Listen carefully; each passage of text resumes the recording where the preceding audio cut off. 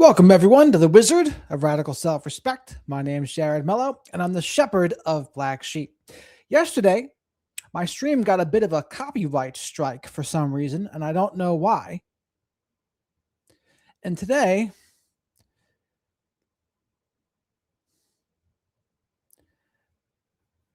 for some reason, oh, there you go.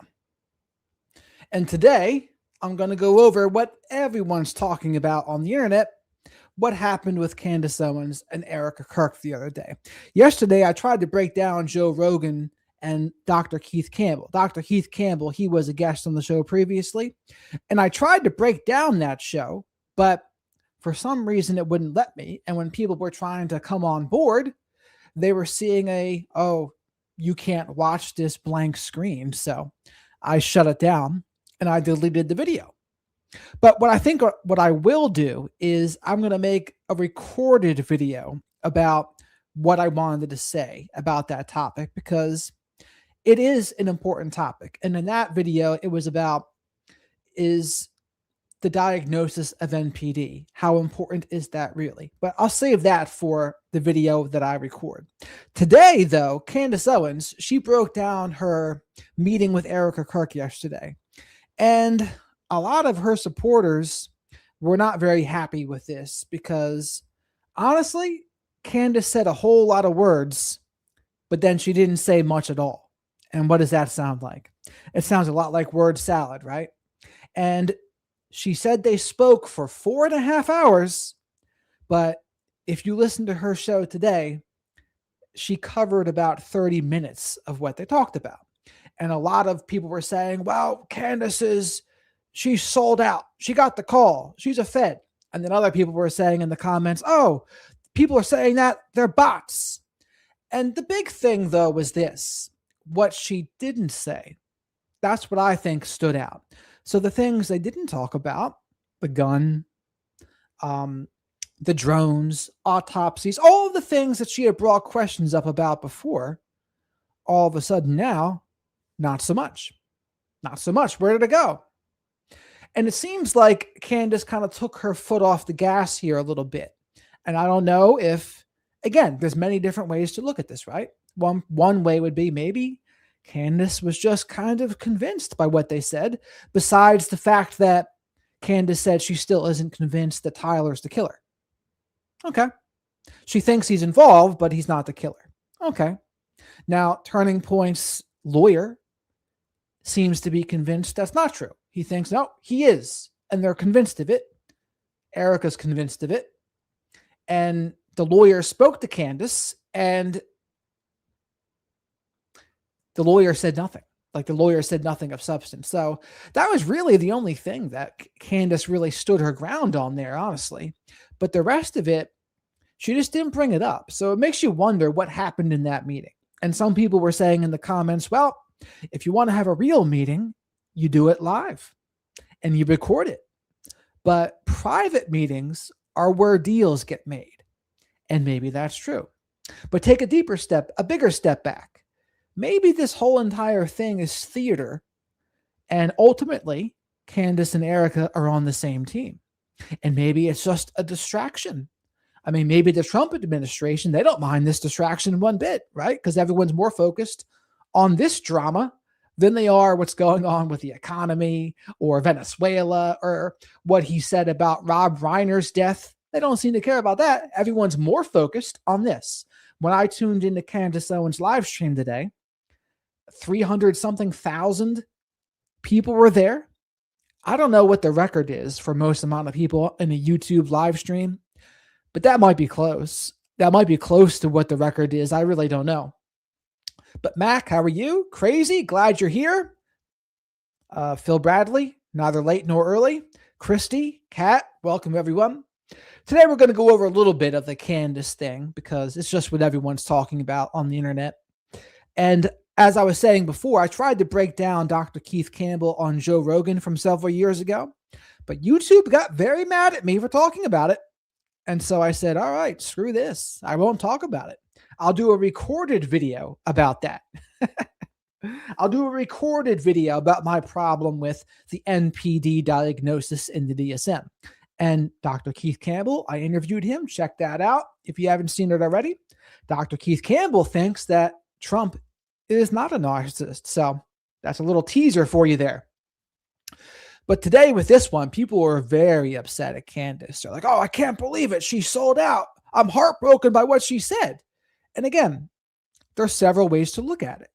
One way would be, well, maybe she was kind of grifting this entire time. Hey, that's a possibility if you ask me. It's not a 0% possibility. Another possibility is she heard things that made her change her mind. That's possible too. Another possibility is they made this little backroom deal and said, all right, you can talk about this, this, and this, but we're not going to talk about this, this, and this. Because the bottom line is this: Turning Point and Erika, they just don't do themselves any favors by how they talk about it. And I've broken down how Erika has spoken before. And I'm not against Erika, by the way. I just don't think she does herself any favors. She doesn't do herself any favors with how she speaks. She's not charismatic. She's very awkward. And it just seems so clunky. And it makes people that are skeptical, it makes them even more skeptical. And again, same with the things that Turning Point USA either got wrong or lied about. It can be tough to say. Ellie, how are you? And so it's weird, right? The whole thing's a little bit weird, but there's many different ways to see it, right? It's not just one way. Oh, they must have betrayed him. They must have been in on it. It's a possibility, but there's other possibilities as well. And I think that's the part that other people don't talk about as much. The other things that maybe they're just wrong about things. They didn't remember correctly in the heat of the moment. All that's true. And preferably, I would like to see Erika be home more with the kids, honestly. I just don't think it's right for her to be doing this at this very moment. And I don't have anything against her, like I said, but it just seems like she's enjoying the attention here. She's enjoying the attention, being the center of attention, getting on all these shows.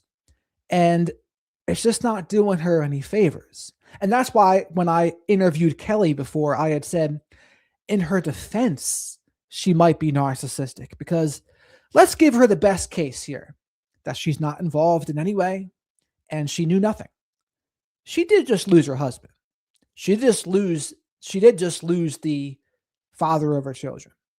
And to have everyone telling her she's grieving wrong or she's demonic or fill in the blank with all these things people are saying, they might be going a little too far, if you ask me. I understand she's completely awkward and she does not flow at all.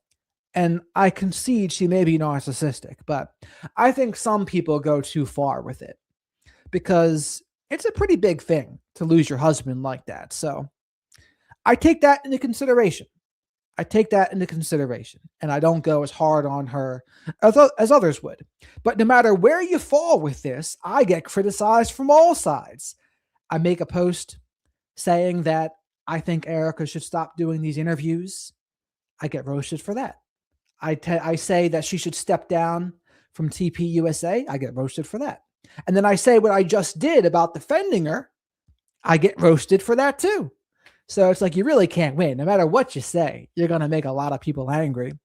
And even Candace is proving that herself, because if you look at the chat that she made there, people were sending her super chats. I'm so disappointed in you. Nick Fuentes was correct. You're bought and paid for now. You're now an Israel shill. And she trolled the chat in the beginning, right? And she said, Shabbat Shalom. That was funny. I'll give her that. That was funny. And of course, Kat, I mean, because she's so awkward, right? But again, awkward and not charismatic and just super clunky and narcissistic, it doesn't necessarily mean she's in on it, right? I think both of those things can be true at the same time.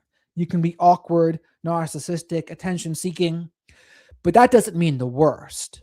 But that's where people take it instantly. They think, well, she's those things. It must mean she has something to hide, and it must mean she's in on it. I don't go that far. But the suspicious thing is they are so convinced that it's Tyler as it is. And I wouldn't be so convinced it was. In terms of the gun, and again, they didn't talk about the gun either, but they've had demonstrations of the gun where it blows someone's head off.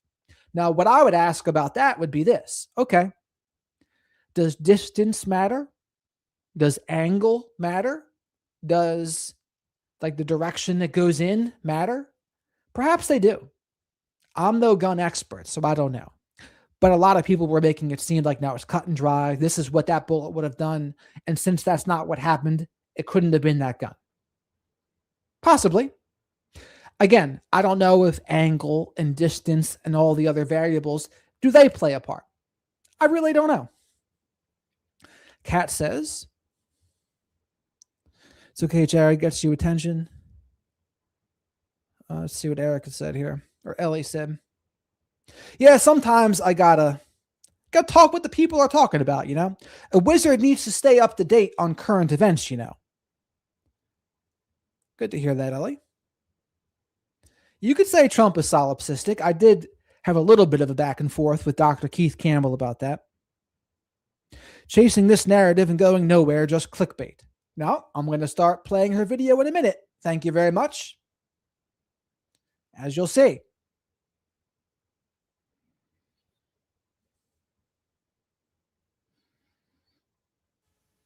Okay, everybody, Shabbat Shalom. I just want to say Shabbat Shalom to everybody back at home. Happy Hanukkah to our greatest friends and allies. And, this is a good time to mention that Israel does have a right to defend itself. Tucker Carlson is Adolf Hitler. And TikTok does need to be purchased by the Mossad. It's just how I'm feeling today. I am not different. Maybe you are different. Welcome back to Candace. Okay, you guys are crazy. You guys are absolutely crazy. The amount of people who... And that was classic troll job there by Candace, right? I give her a round of applause for that. That was good. Attacked me for sending out a tweet being like, hey, I'm good, I'm alive. We had a very productive conversation. And they were like, she got the call. She got the call. She's betrayed us. She's doing something else. I can't believe it. This has all just been a show. Calm down, okay? What do you think happened? And to reiterate what I think here, she speaks for an hour and 15 minutes, but she doesn't say much. The only thing she confirmed really was she doesn't believe Tyler pulled the trigger, and she's going to make a connection between the Egyptian planes and Israel. Outside of that, it's like, what else did you talk about for 4.5 hours? I don't know. They went over the call logs from Mikey, and they said that apparently that was legit too. But they didn't talk about the other things that people were very curious about. What were those other things? The drones, the gun, the autopsy, all of that. They just didn't mention it. Right. And a lot of her supporters didn't think it was good at all. They thought that something was off. They thought something was off and she wasn't being completely transparent. And I must say, her energy was very different. Before she was guns a-blazing, and then today, foot off the gas a little bit. Clearly. And you know what it reminded me of a little bit? The way Dr. Eatonson and Dr. Salerno were talking before they talked in person. And then when they talked in person with me, both of them left the foot off the gas a little bit. It reminded me of that. Now, of course, Dr. Eatonson and Dr. Salerno, small potatoes compared to this, right? But it's just an example. The people who follow me, they'll know that analogy. But let's see. Erika said, stop. And then I was frozen for 4 hours and 30 minutes, just like, as they just put all of these talking points into my head. That is not what happened. I keep telling you guys, I am not governable. I am basically akin to Kanye West. I never felt more seen than when he tweeted a lot of years ago, just fired my manager because I realized I can't be managed. That is me. That tweet right there, I was like, oh gosh, yes, Kanye, that I get this. Okay. Nobody is changing their mind anything. How ridiculous would it have been if I'm doing all of this, investigating, asking all of these questions, and then Erika Kirk offers to answer some of these questions. And I'm like, no, I'm not going to go. I can't betray the people. I don't want any answers to the questions. I just want to ask them. No, this is the entire reason we are doing this. We've been... And I don't think anyone's upset that she had the meeting. They might be more upset that it wasn't recorded and live. I think that's true. But they're also now upset because of what she didn't say and how it seems like It's just different now. And granted, as the people in the chat said, maybe it is. Maybe she is just processing. Maybe. But she did have all night to sleep on it. And this is what she came up with, right? But like I said as well, this all could just be theater and distraction. Take a bigger step back, and what do you notice? Who wins from this little Republican civil war? Not Republicans. Not Republicans. I think maybe Democrats and liberals. Notice while this thing is going on, who isn't getting as much hate anymore? The Democrats.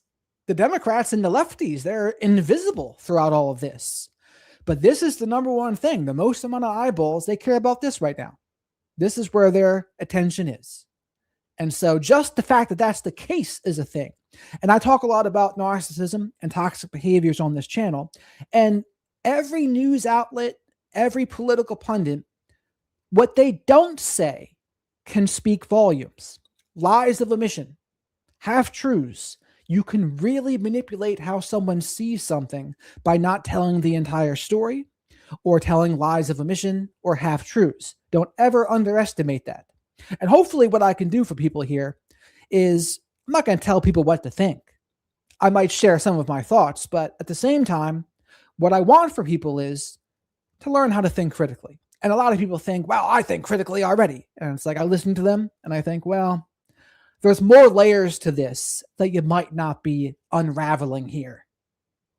Looking at the situation going, why can't Turning Point USA just answer basic questions? And I can tell you guys that yesterday for 4 hours and 30 minutes, there were no rules. They said you can ask us any question that you want, anything that's on your mind, which I appreciated.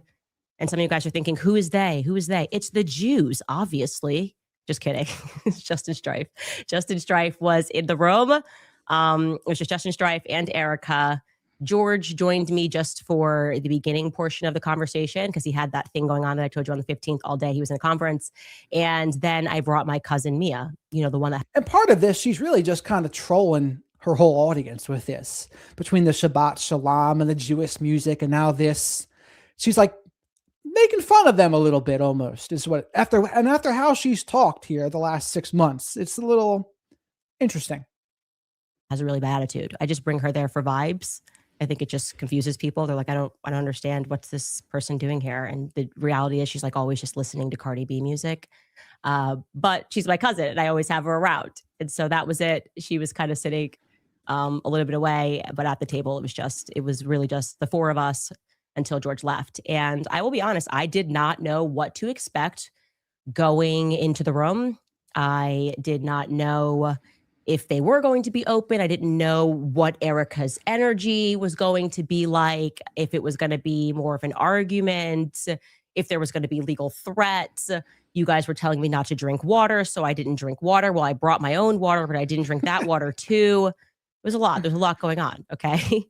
And the conversation started with Justin Strife very sensibly saying, what are we looking to accomplish here? Like, what is the actual aim of this conversation? And he was pretty clear, and Erika was very clear, that they were sort of most upset with obviously a bit of a fever pitch, when I tweeted that it was a God-forsaken company and people should not give money to it. And I have to own that. That's aggressive. And that's an interesting thing to be the most upset about. Not really the implications, that the head of Turning Point might have betrayed Charlie, but the fact that she told them to not donate, that was the thing they were the most upset about. That's interesting. Now, also to note, it really would have broken the internet if you see them, Erika and Candace, walking in together, seeing the awkward tension as it unfolds, and then however they break the ice. That would have been great entertainment, actually. It would have been entertaining, educational, interesting, but they deprived us of that moment. And now it's up to our imaginations, because so far it doesn't seem like Candace is going to be really transparent about it. But it seems like they came to some sort of understanding about it. And I'm not sure exactly what that understanding is, though. actually aggressive in the retrospect. I was very frustrated. And I don't know, I felt like we weren't getting any answers and there were so many lies. And then I was getting attacked for asking all meaningful questions that was within their capacity to answer. And I told you, I definitely, my problem in life is that I can rise to anger very quickly. I shared with them that I really felt like I was under attack for telling the truth from the very beginning, like casually, when I mentioned the Catholicism thing. Like, what was that about? I was like, look, I say something in a tribute to him. Alex Clark and Andrew Colvett then jump onto a podcast and they're doing that weird interview, which is clearly aimed at me. And they've teased the interview as like aimed at me, but they never say my name. And that to me felt like it was the first, I don't know, the first bit of mud that was slung, which their answer for that was, hey, that was a really crazy time. A new system had to be put into place. And by no means did Erika give any person the authority to go out and say that the Catholicism thing was a lie. It kind of turned into this big thing. Whatever. Okay, that kind of obviously was not the meat of the reason that we wanted to sit down. I will say I was immediately refreshed by the fact that one of the first things that Erika did was she owned the lies, or rather, I guess they would cage it as miscommunications that were coming from various people at the company. Like, look, this is a company with 650 people that are employed. Very strategic there by Erika to disarm Candace, perhaps by owning those things. Was that an intentional thing? Maybe. But considering the result here, it might have worked. That strategy might have worked, but let's see. Body at this time is exceedingly emotional and they are communicating, and no matter what somebody says on Twitter, they assume that this communication has come down from management, and that's not always a circumstance. But they owned right away, which felt great, that if you guys recall, Erika sat down with Glenn Beck. I actually missed this portion because I didn't get to watch the interview in its entirety, and we were pulling clips because a lot was coming out very quickly. But there was a portion that was going around that was viral, and it was Erika saying that she had Charlie's phone and that Charlie never texted anybody the night before saying that he thought that they were going to kill him. And that obviously reflected poorly on me because I was the one who said that he did, in fact, text multiple people the night before. And then I went on Jimmy Dore on Friday, Jimmy Dore's show, and I clarified. I said, Andrew Colvett told me specifically that he was one of the people that received this text message. So I got that first person. I didn't get that from a source. I got that directly from Andrew Colvett. And then somebody who had access to Dan Flood's communications said that Dan Flood similarly received a text message. They owned that right away and explained. Erika said that she has Charlie's phone. She's looking at his iMessages. And it turns out that he, like everybody else, communicates on Signal. He communicates on Telegram. And that those when she heard me say that, they then went and looked. And yes, that what I said was true.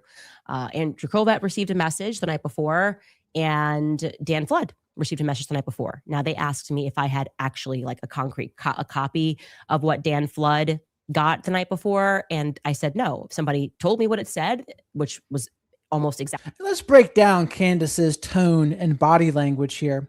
It's just not as assertive.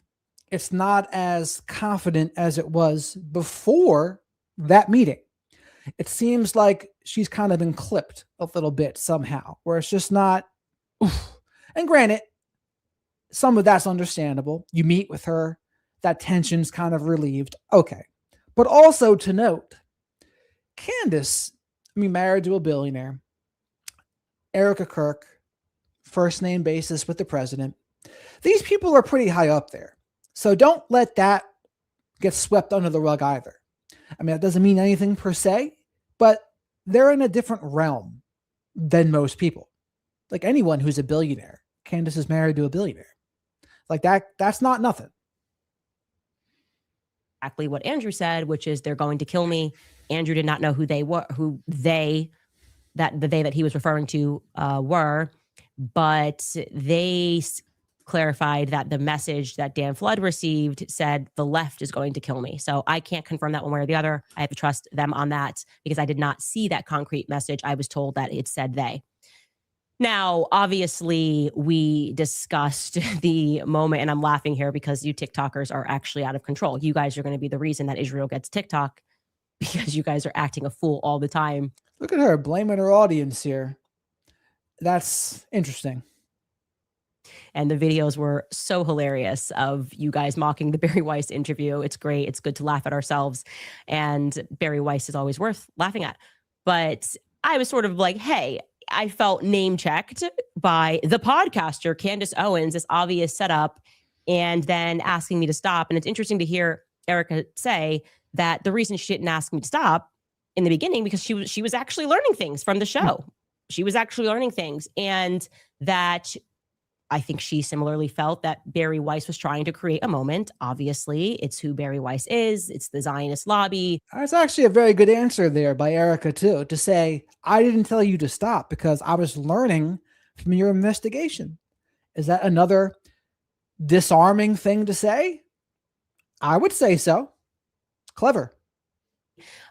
She's trying to right perceived wrongs because I'm against her side. That does not surprise me. That's kind of why Barry Weiss exists. That's the reason they put her at CBS, is because she's just committed to stacking the audience with people that are going to present the pro-Israel cause and talk about anti-Semitism and talk about like crime being on the rise. It's kind of an embarrassment, but I actually do accept that. And I should also clarify that Barry Weiss obviously picked those questions. They were not random, like I told you. It wasn't like people were coming to the mic and it was an open mic and they didn't know what they were going to get. It was all very much planned by Barry. And Barry Weiss, I mean, don't ever get it twisted about what she is. She's just a image management for Israel person. That's what she is. She's going to get the narrative that they want out. And that's also a lot of what Trump wants out too. So don't ever forget that. I mean, most people know that, but just in case you didn't. Erika said that she knew the general idea, like they were going to mention me and mention the conspiracies, but she was not given that specific, the podcaster, Candace Owens, question. So I think that's fair to clear that up. Now, I did not at all recant any of my suspicions, and I understand people disagree with me about particular people at Turning Point USA. I communicated what I communicated in front of the whole world. My skin crawled after I spoke to Terrell Farnsworth, the person who took the cameras down. He lied to me several times. I explained to them, which felt good to have that direct communication, how Terrell lied multiple times, and that I did not understand why he was there that day. They echoed what he said. They defended what he said, that they were trying something new that day, that they typically live stream, which is what Terrell said. They typically live stream. And I said, every college event. Well, they said, well, yeah, they live stream the events that are tour stops, but they don't live stream like the outside prove me wrong type events. And that was something that was new and it required Terrell. And I said, even if that was all real, if that was all true, I still didn't feel good about the conversation that I had with Terrell, and I can't ignore my gut about the many little lies that he told. I thought the video he recorded was weird. I know he comes from a very powerful family. I personally do not trust him. And I obviously do not like the fact that I said, Tyler Boyer lied about this thing and came up with an excuse and said, well, Terrell was asked to take the camera down. That's the reason, he said on Twitter, because the police wanted him to take it down and secure the footage. And I said, I know that's not true. And they said, well, after all of that, after he took the cameras down, there was a police officer or Fed, whoever it was, that spoke to him and asked him to secure the footage. Well, that makes sense, but it's not a reason for why he took it down immediately. It makes sense that as you're investigating, you're going to say, who's got the footage? Let's lock it down. But it didn't make sense to me that Tyler Boyer lied about it. And I don't trust Tyler Boyer. And that is never going to change. Similarly with Rob McCoy, he makes my skin crawl. I can't explain it. I look at him and he's a bad person and nobody can make me feel one way or the other about that. And so Satoshi in the chat here says something very apt. Her eyes are different and moving around way too much compared to usual. What would you say that means? Body language experts? Unsure of herself? Maybe not being completely honest? Watching her steps? All could be true. I was surprised to learn And this is kind of gets into, I guess, us not knowing the inner workings at Turning Point USA, that Rob McCoy actually does not work with Turning Point USA in any capacity whatsoever. And so him communicating as he has done, like, I'm the pastor, I'm this, I'm that, it's just not real. Like, that is not real. And we should know that that's not real. And when he says that, call him out on that separately from Turning Point USA. I was operating under the assumption that he worked for Turning Point USA. And I said, if obviously that's wrong, I'm happy to correct that. But also, what were we to assume when he hit the stage at the memorial and said, I'm America's pastor, and then had the Wikipedia updated and said, well, I'm assuming he had it updated because who else would do that he started Turning Point USA Faith. So I guess, to be clear, we were just wrong about that. And I will have a lot more to say about Rob McCoy and where I believe he fits into a lot of things. So I'm not letting up on that. Now, one piece of this where I still don't understand it, and the magic bullet. Okay. Now, we all recall what happened. I casually say on the show, hey, I saw the footage. There was no blood. And honestly, when I said it, I didn't process how big of a deal that was with the 30-06. Very quickly, what happens is Andrew Colvett whips up this tweet about what happened with the bullet. And he said he wanted to address all of the discussion that was being had about the online chatter. I'm obviously paraphrasing here. He says, I apologize. It's going to get graphic, but he spoke with the surgeon. The bullet should have gone through. The surgeon then explained that what he's typically seen on these wounds, and basically this was all a miracle. Charlie saved lives, even in death. And the internet clocked it, this miracle, the healthy bone. His bone was so healthy, and the density was so impressive. Like, this is a quote, by the way. His bone was so healthy. I want to read it. This is allegedly from a surgeon. Quote, his bone was so healthy and the density was so impressive that he's like the man of steel. It should have gone through and through. It likely would have killed those standing behind him too. And we were just like, eek. That kind of was like the beginning of the WTF, right? I feel like that was kind of the beginning of it. And immediately people in the comments responded to Andrew, and he said, this individual said, this post is so fake as it would violate HIPAA. Like, there's patient privacy. You can't just call up the surgeon. And then Andrew Colvett replies and says, rest assured, I would not have posted without full permission. Now, he said he spoke to the surgeon, and they confirmed that Andrew spoke to the surgeon, but that they did not know that he was going to write that tweet. They did not know that he called up the surgeon. So, like, it very much came across to be like Andrew was just flying by the seat of his pants. I don't know. Hey, and he could have been BSing, hyperbole, something to get clicks. There's motives. There's all sorts of motives. And as people said in the chat here, I don't know if this is true, but people are saying things like, well, it seems like Candace was able to speak to Charlie, and Charlie's still alive, and that's why she seems so relieved today. And I don't know about that. I mean, a lot of people think he's still alive. I don't necessarily think so. I mean, that's one hell of an act to pull off for a long time. Like, he was just flying dark on it. And I was like, that seems very strange to me, because why would a surgeon do that? Like, the first thing the surgeon should say is, I can't speak to you. I don't even know, in theory, Andrew wasn't even there when Charlie died. I don't even know why the surgeon even knows this guy, actually. Maybe he hung around after, but, Andrew was not one of the people that got into the hospital or anything like that. So this is quite literally the PR guy who's calling the surgeon. And so that just seems very inappropriate for a person to do, period. And I would say it was kind of the beginning, but that was what I got from that. Now, obviously, we discussed the security. I brought up Brian Harpole, this interview with Sean Ryan, and I think we can believe. So this is the question I have for the chat. So for the people that think he's still alive, what's the motive for them to set all of this up? Like, what is the chess move that they're doing? That's my question. So is it for what? Is it to get Israel more of what they wanted? Is it for because it can't certainly be to unite the right. That's not what it's doing. So it's like, what was the motive for them doing this? That's I'd be curious.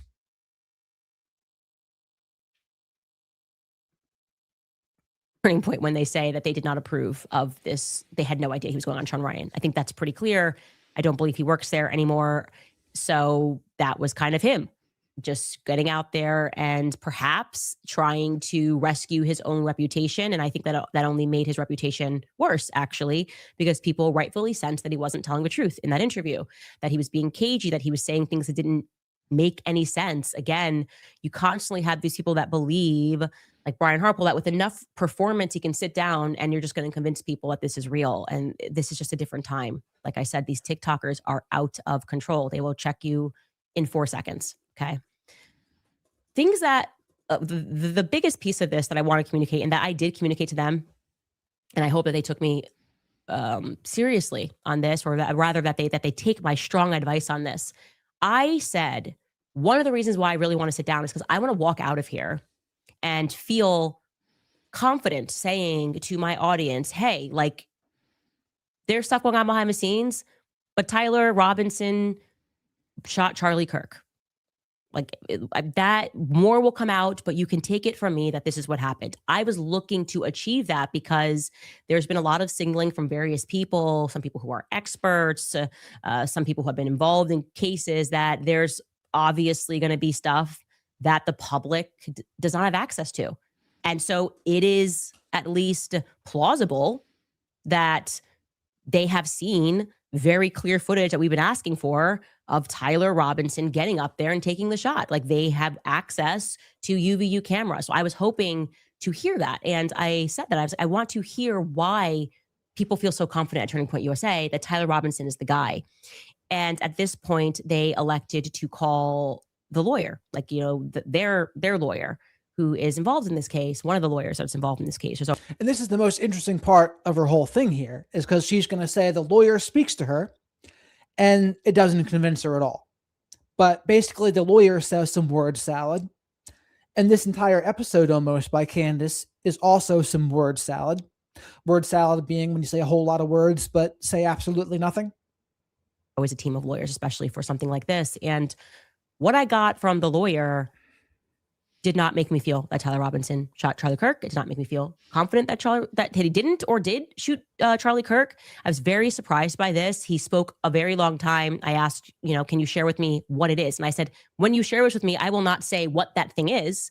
If we want to protect the integrity of the case, I'm not going to, if you say we've got the footage of him taking a shot, I promise I won't say that to the audience, but I will communicate to them that you have something that is solid.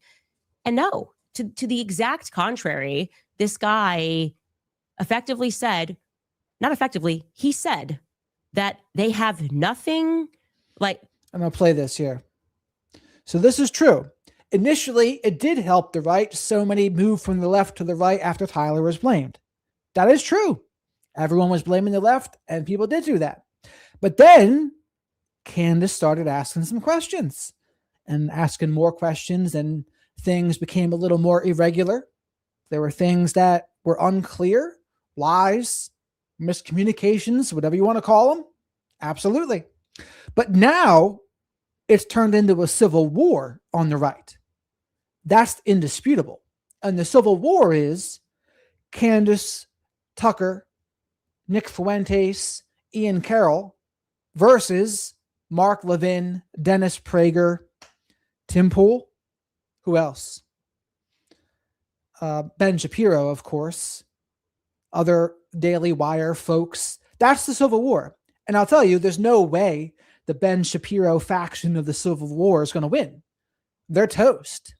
They're toast. So Candace, Tucker, and to an extent Nick, they're going to win. They're going to win the Civil War. So, but overall, is that going to help the right? And if so, I don't know. I don't know if that's going to help the right. I mean, you could say, well, we're trying to get people to wake up about Israel. Okay. But overall, will this help the right? I don't know. But the affidavit. Okay. So what you have, what we have seen is what they have. What is being discussed publicly. You are this whole like non-expert problem with like, well, you don't know. It's like what you read. his messages that don't have any dates on it, Tyler Robinson writing out everything and the clean alibi, that's what they have. And what he explained to me was that that's the affidavit stage. That's where it's at. And then what takes place now is the investigation is ongoing, right? So right now they're looking for more information. And once investigators, they could very well have obviously footage. And that is why they might feel that, oh, we're definitely gonna get this prosecution. But the reality is they don't actually share that information with the victim. They don't share that information with Erika. They don't, in this part of the process, they will not know what investigators have discovered. This is what the lawyer told me until May. Okay. They have not seen anything that you have not seen, is what I want you to know. So with that in mind, I'm sitting here going, why are you signaling? Why do I feel like the public's being gaslit on this? There's been nothing that's convincing. There are so many commentators who have gone out and said to you, it's overwhelming. The evidence is overwhelming. The text messages that don't have a date, that don't even sound real, that's overwhelming. That to me feels really fake and gay. I really do want to say that to every commentator that is out there trying to tell the public and insisting that if you say it enough times, it'll become real. You're actually just being dishonest. And I offered that a more honest way to communicate would be to say, we think he's involved. We feel strongly. I've said that. I think he's involved. We are very hopeful that throughout this investigation, we are going to get that concrete thing. And that's where we're at right now. That's just the stage that we are at. That is not what we are getting from them. That is like, I just feel like that's really important to let you guys know, let the gaslighting stop. They have what you have. Okay. There is nothing else. They are in an investigative stage. Erika has been named as the victim. They will know more in this May hearing, which is the probable cause hearing. That's what I think this is one of the parts that people are most disappointed in Candace for, is that she wasn't pushing more on that. It's like, how are you so sure it was him when there's all these holes in the story? Why is the lawyer so sure? Why is Erika so sure? And let's look at it from a different perspective too. Erika, this is going to be a charitable interpretation. I'm not saying I believe this, but maybe a charitable interpretation is, okay, she thinks that Tyler did it, and a part of her rests easier thinking that they know who did it. But to actually imagine that it wasn't him and it was bigger than that will bring up all sorts of anxieties and uncomfortable feelings in her that she doesn't want to have opened, perhaps.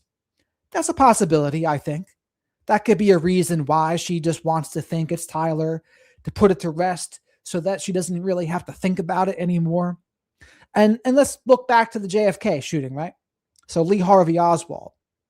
And then Jack Ruby, quote unquote, did Jackie the favor of killing Lee Harvey Oswald before the trial because he didn't want to see Jackie on the stand.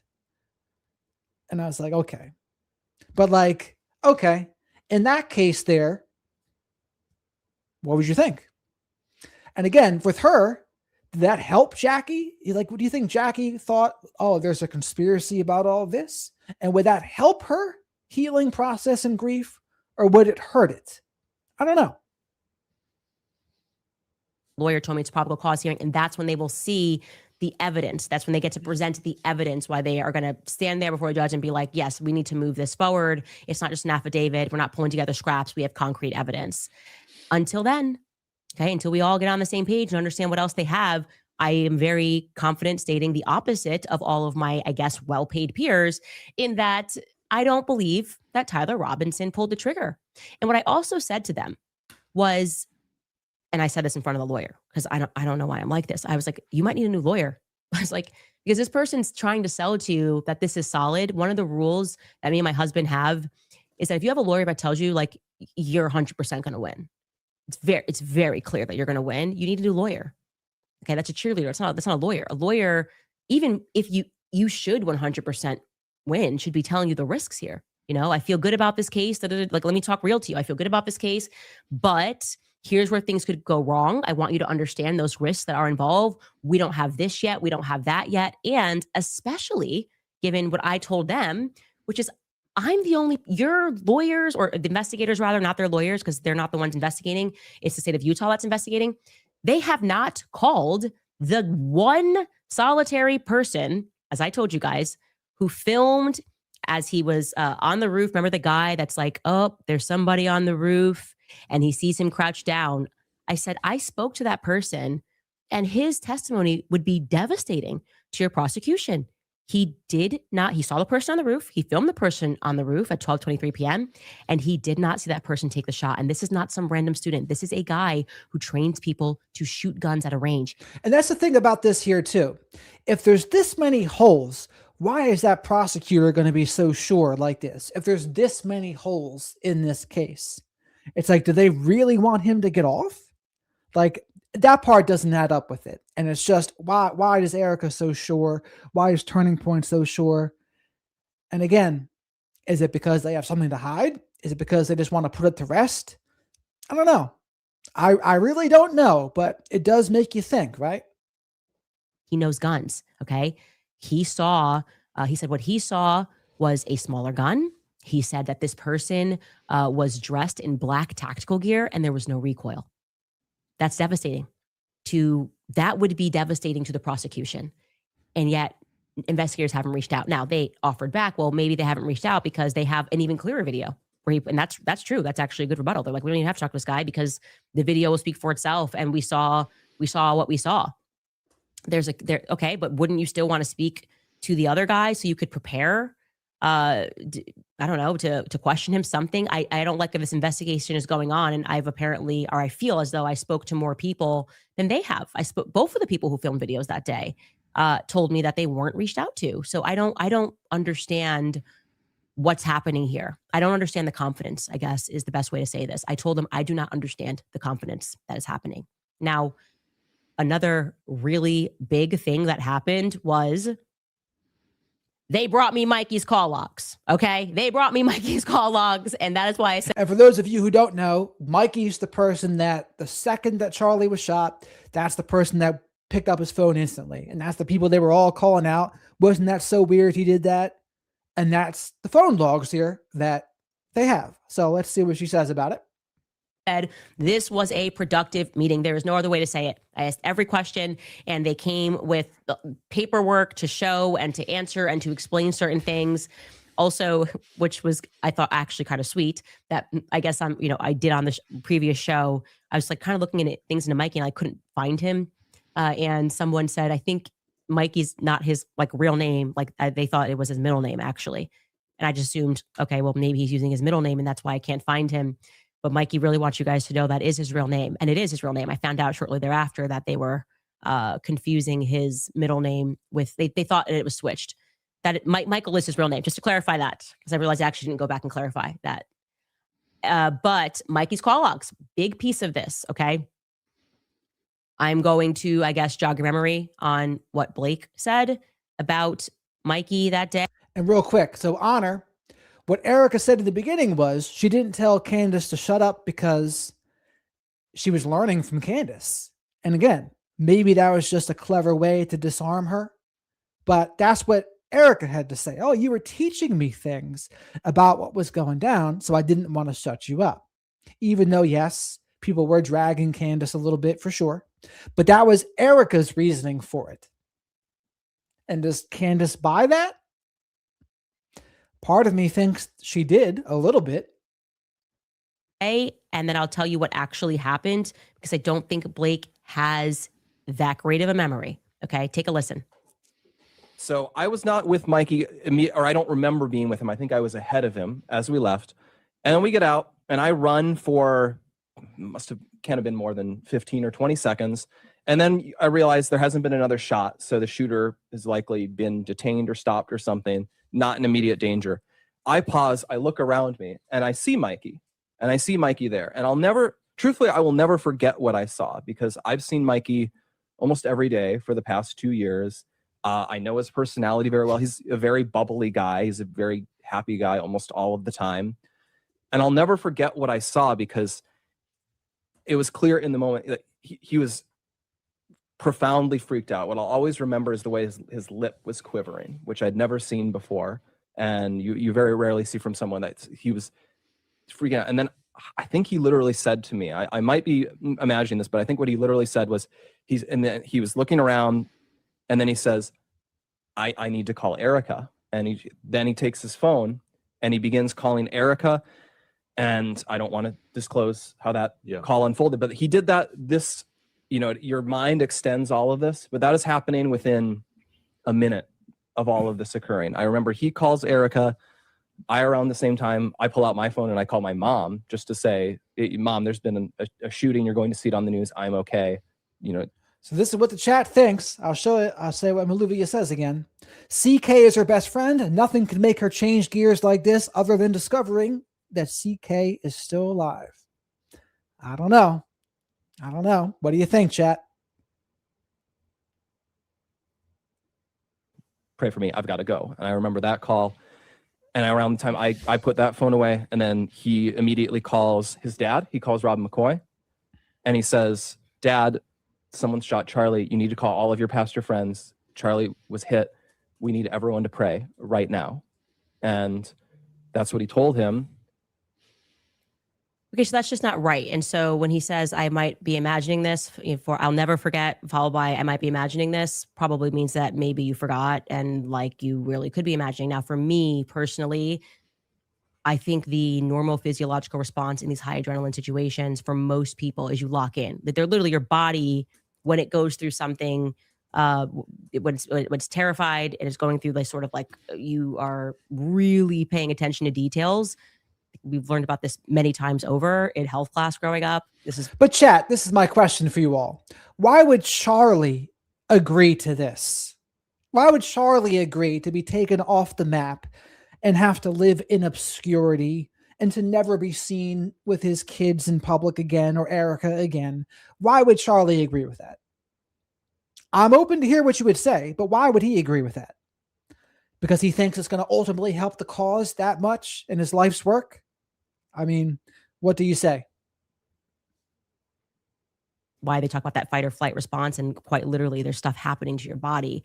And so there's a lot of details here that are just not accurate. And the one that surprised me the most about these call logs is I certainly feel that we were given the impression over and over and over again that the first person Mikey called was Erika, right? He called Erika. We were told this by many people also that he trained, like he almost like went to a camp and trained, and Charlie was like, 1, 2, 3, go, and like fast, 1, 2, 3, go. That's why he walked away. 1, 2, 3, go, and just told him, this is what the first thing you do is. Well, he didn't do that. Actually, the first person he called was his wife. He called Elizabeth McCoy. And then he stayed on the phone with his wife for 10 minutes. And during those 10 minutes, he three-wayed Erika 3 minutes after the shot went off. And then he three-ways his father. And then he three-ways a third person who I am not interested in mentioning because it's not relevant. This is Danny McCoy, by the way, is his brother that's in the military, but that's before the shot goes off. Charlie Kirk shot goes off. I have that in detail. Charlie's brought to security. Mikey McCoy calls his wife. This is the big thing here. The Mikey McCoy call logs. Danny McCoy calls Mikey. Charlie Kirk shot. Charlie brought to the SUV by a security detail. Mikey McCoy calls Elizabeth McCoy.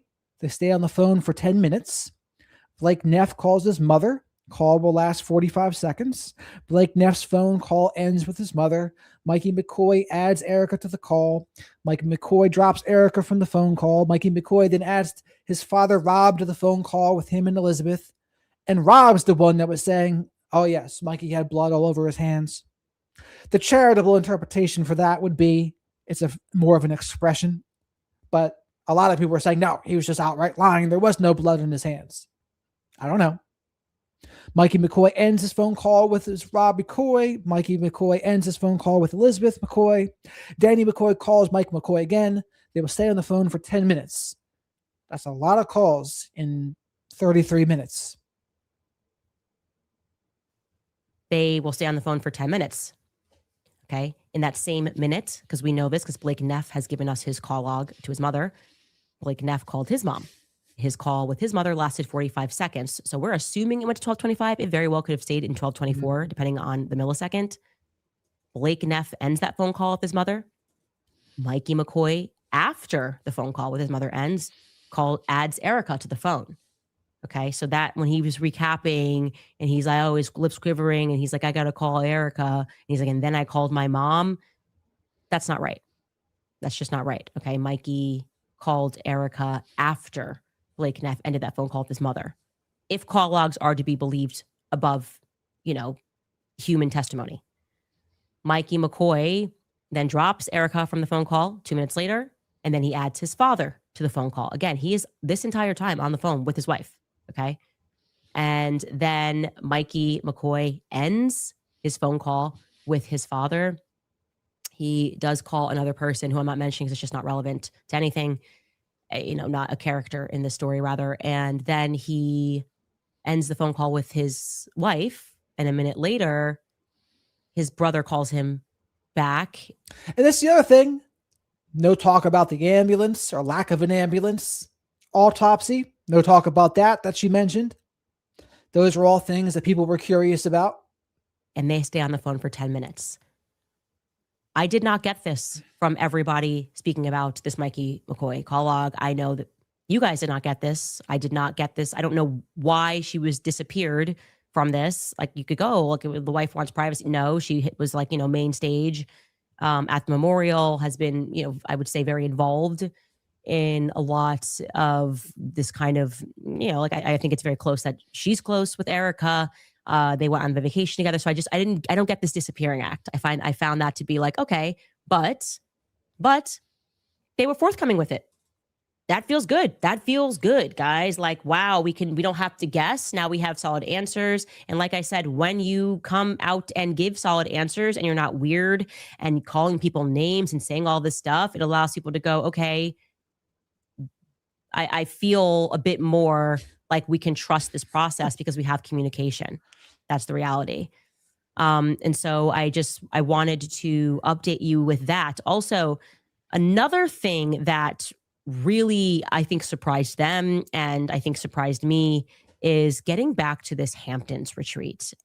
The thing about the Hamptons retreat, and I communicated this with them, that makes me so uncomfortable is how many little lies were told. I think I've been clear about that. Like, Seth Dillon definitively pressed Charlie at this event, whether it was in a hypothetical, which it was in a hypothetical, but he got fired up in the hypothetical of Charlie discussing potentially tweeting something against Bibi Netanyahu. It did lead to this firecracker moment. Again, this is one of those things where I go, why am I always being hung out to dry for telling people the truth?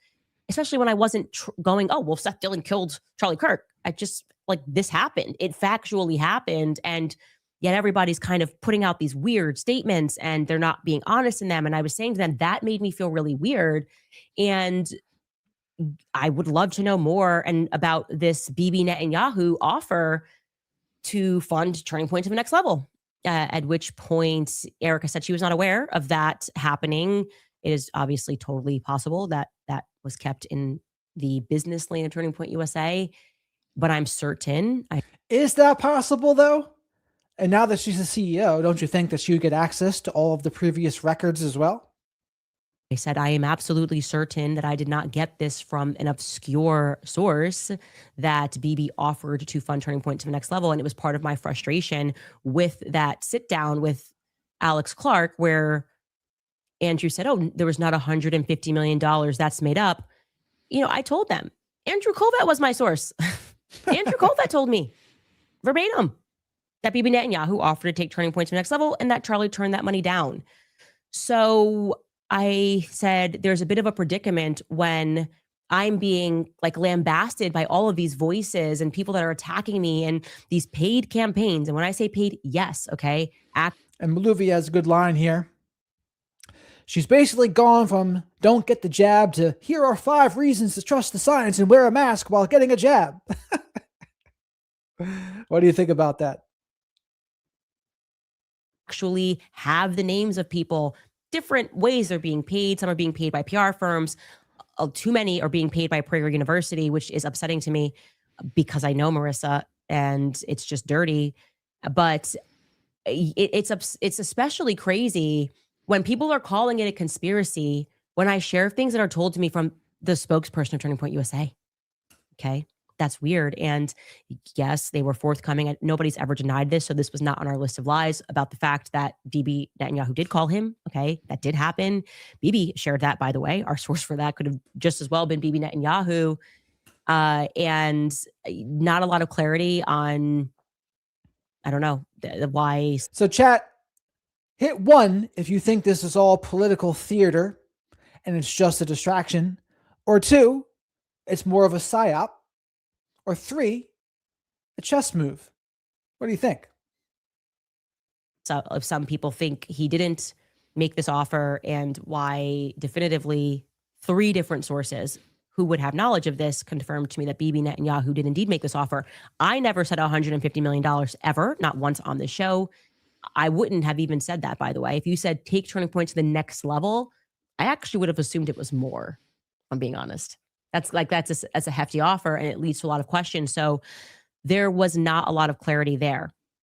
Lastly, I want to add, of course, I was locked in this meeting when people online were another round of debunking the Egyptian planes. I want to be very clear.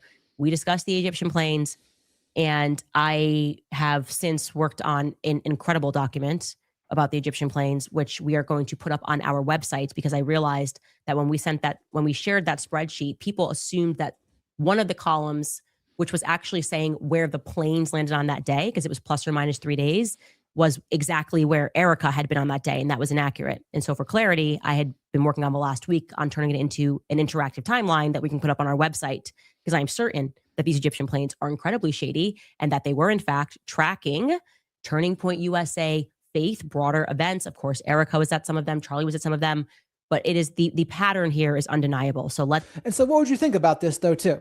So if there's Egyptian planes that are coming to and from Israel following Turning Point USA events, what was the purpose of them?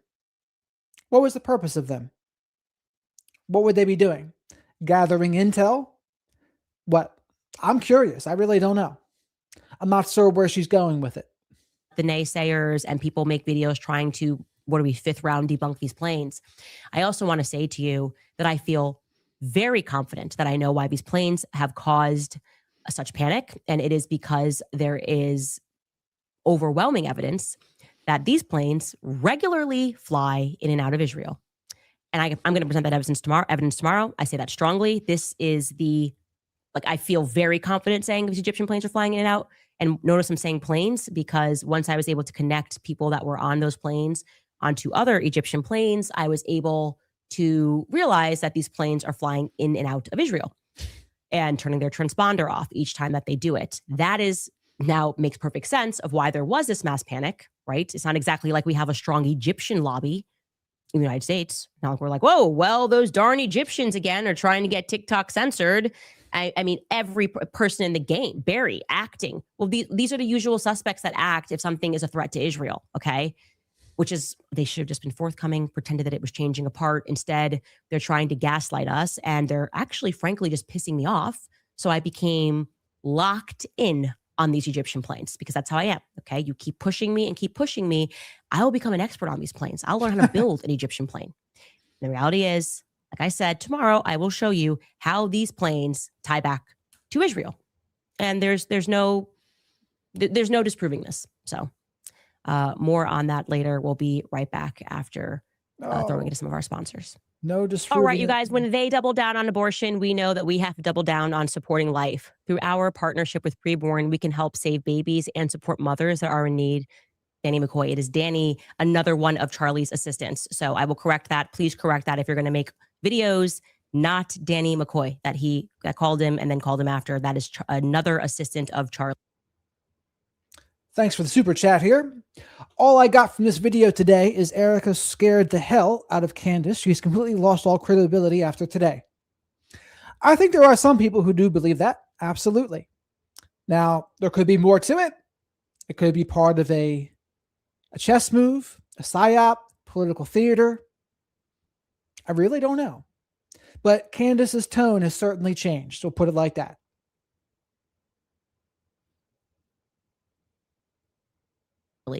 So we want to be accurate. I don't know why I assumed it was Danny McCoy in my head.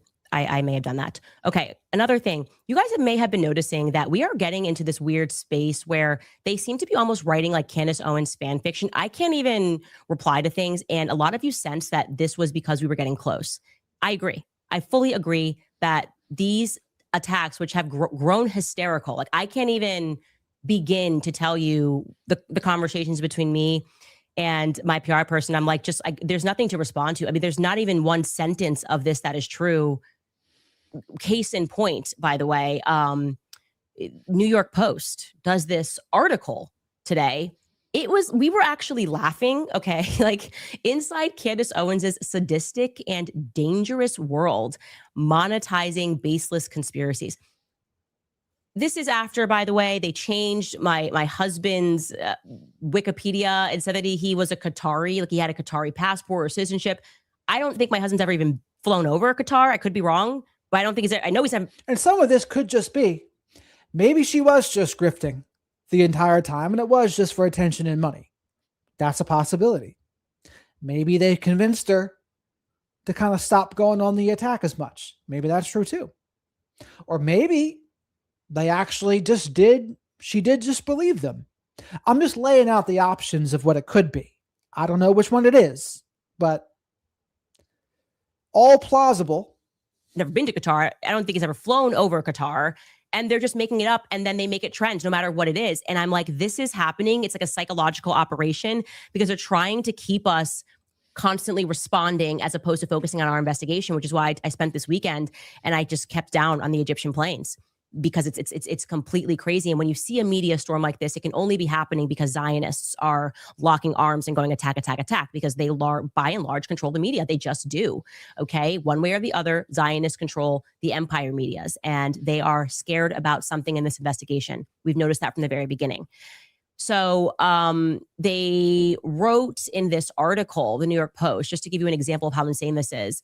They said they had an inside source that told them that while I was at the Daily Wire, I just fought with people from the very source that in my first week, I threw my car keys at a producer and expected them to park my car. That sentence genuinely made me laugh so hard because I never once in the entire time that I worked for the Daily Wire did I ever drive my car to work. Okay. I just didn't. They had a driver that took me there.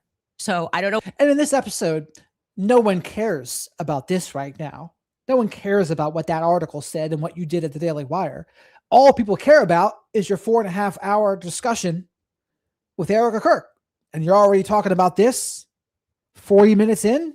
Whoa. Why I would suddenly take the driver's keys and then throw it at somebody. But quite literally, I never drove to the Daily Wire. So it's just when I say fan fiction, I'm like, this is fan fiction. Secondly, they say I did that to a producer and that I demanded others do my research. Could not be further from the truth. I have always done my own shows. I can't read a script. I riff my shows. I think that's pretty obvious that I demanded a huge studio, attempted to use their PR firm. And this is all filler. This is all filler word salad that no one came for. And she knows that. She knows that. She's doing this part purposefully. To get the cover of People magazine, like full fan fiction. There's not even a shred. I don't even think we ever had a conversation about People magazine because that would not be a normal outlet for any conservatives. That I wanted to be on the cover of People is insane. And they said that their sources also said that like my team hated me. My team came with me when I got fired. My whole team's here. So I was just going, okay, what is happening? And notice she feels much more comfortable talking about this subject, relaxed, more herself, you would say. Talking about what she talked about with Erika, walk on eggshells a little bit. At least Candace's version of walking on eggshells, right? Compared to her normal confident tone that you're hearing right now. Previously, walking on eggshells for sure. Why? That's the question. Happening here? Why are we talking about Qatar? Why are they making these things up? And I have come to the same conclusion as you. It is because we are dangerously close to something. I think we have to keep pushing on the Huachuca Air Base, which we are doing. And tomorrow we are going to get back into the investigation. We're just going to ignore the noise because, as I have said and as I have maintained, I believe that Charlie was betrayed by people that are close to him. And I asked that question in the meeting. I'm like, okay, if we can agree that everyone around, I was like, I know there are people at Turning Point, they're not good people, right? And it's feasible that people, if they have addictions, that they, you can definitively get yourself in a scenario where you are willing to sell somebody out. This is a massive organization. And here's the other thing. Imagine how many views they would have gotten if that Erika versus Candace was streamed. That would have been bigger than all of these Nick Fuentes videos you see getting huge. That would have been the biggest internet event of 2025. Would it not? Would it not? But I guess maybe that was too much pressure for them, or they didn't want that an important of a conversation to be that public. I don't know. But there would have been a lot of money on that conversation too. And considering Turning Point USA said their biggest problem with Candace was that she told them to not donate. Like, think about that. Not our biggest problem wasn't that you have implicated, like you just said, that we betrayed him. People close to Charlie betrayed him. That wasn't our biggest problem. Our biggest problem was you told people not to donate to us. Huh? Interesting. But considering money was their motive, how big would have that stream been? It would have been the biggest internet event of 2025. And they said, nah, forget it. We don't want the biggest internet event of 2025. Huh. How can we so confidently state that nobody had anything to do with anything here? And I think that one of the things that Erika was like, well, I'm not like a feminist, and I didn't want the vibe of that, which I think it did come across like a bit of a feminist, to say like, this is all my family. I'm like, how could this all be your family? I know people in this family and they're not good people. I wouldn't even do that with my own family. Okay. I got people in my family, like we all do, who aren't exactly walking a straight arrow in life.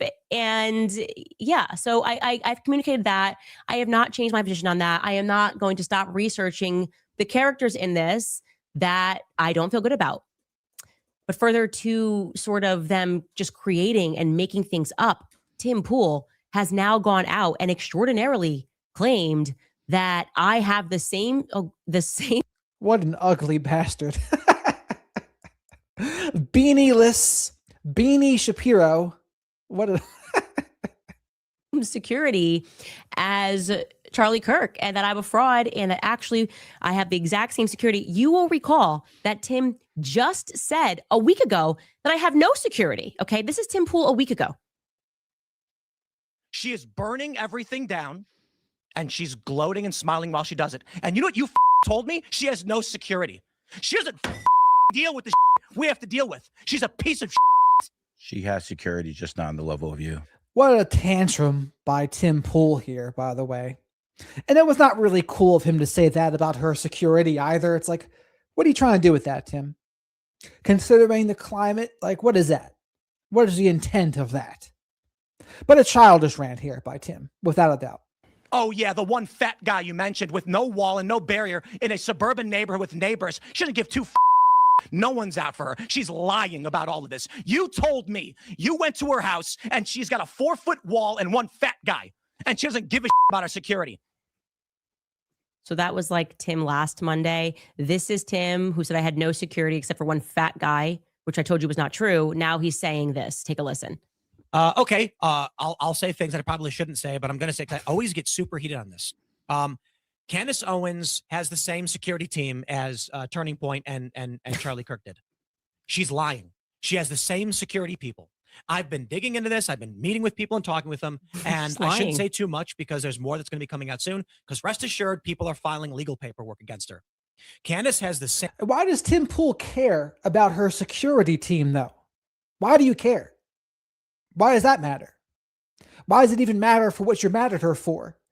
It really doesn't. Same security team, or has used the same security companies and the same security personnel as Charlie and Erika did. So when she comes out and is questioning them, she is lying outright. Now, I've invited many of these people to come on. We'll see what happens. We'll see when they can. The issue is The moment Candace goes on her show to millions of people and lies, litigation begins. And what happens when litigation begins? People don't do interviews about it. She is exploiting this, and she knows she is, to keep people wrapped up in this insanity. Tim versus Tim, undefeated. And what I will also say is that's all a lie. It's almost like they have just sent. And also to note, again, this is the video that's supposed to be about Candace and Erika. And already she's not talking about that.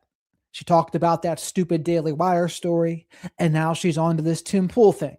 So the fact that she's even talking about this right now, that says something too. A call like they're getting too close and just said, I don't care what you write. I don't care if it's complete fiction. Make it believable. Say her husband beats her. Say her, like it's coming after my husband. They're coming after me and they're making stuff up. I have never employed the same security team as Charlie Kirk ever. We went our separate ways early. Actually, there was like, it's obviously been publicized before he had Schaefer Security, and Schaefer Security, which was run by Greg Schaefer, who has issued a public statement. They had Dan Flood and Brian Harpool working for them initially. I told Charlie I did not like the security apparatus. I got my own security separate from Charlie from the very beginning. Okay. That's a fact. It just is a fact. There's no way to undo that fact. Trying to do this strategy of you're going to get sued is just threatening somebody. If there was any truth to that, you can't just file legal paperwork. You have to send a cease and desist. You have to say, something you said on your show was untrue. Can you please correct this? Okay. And if I ignore that, as I did with Brigitte, because I told the truth, as I did with Kim Klacey, because I told the truth, then. Correct.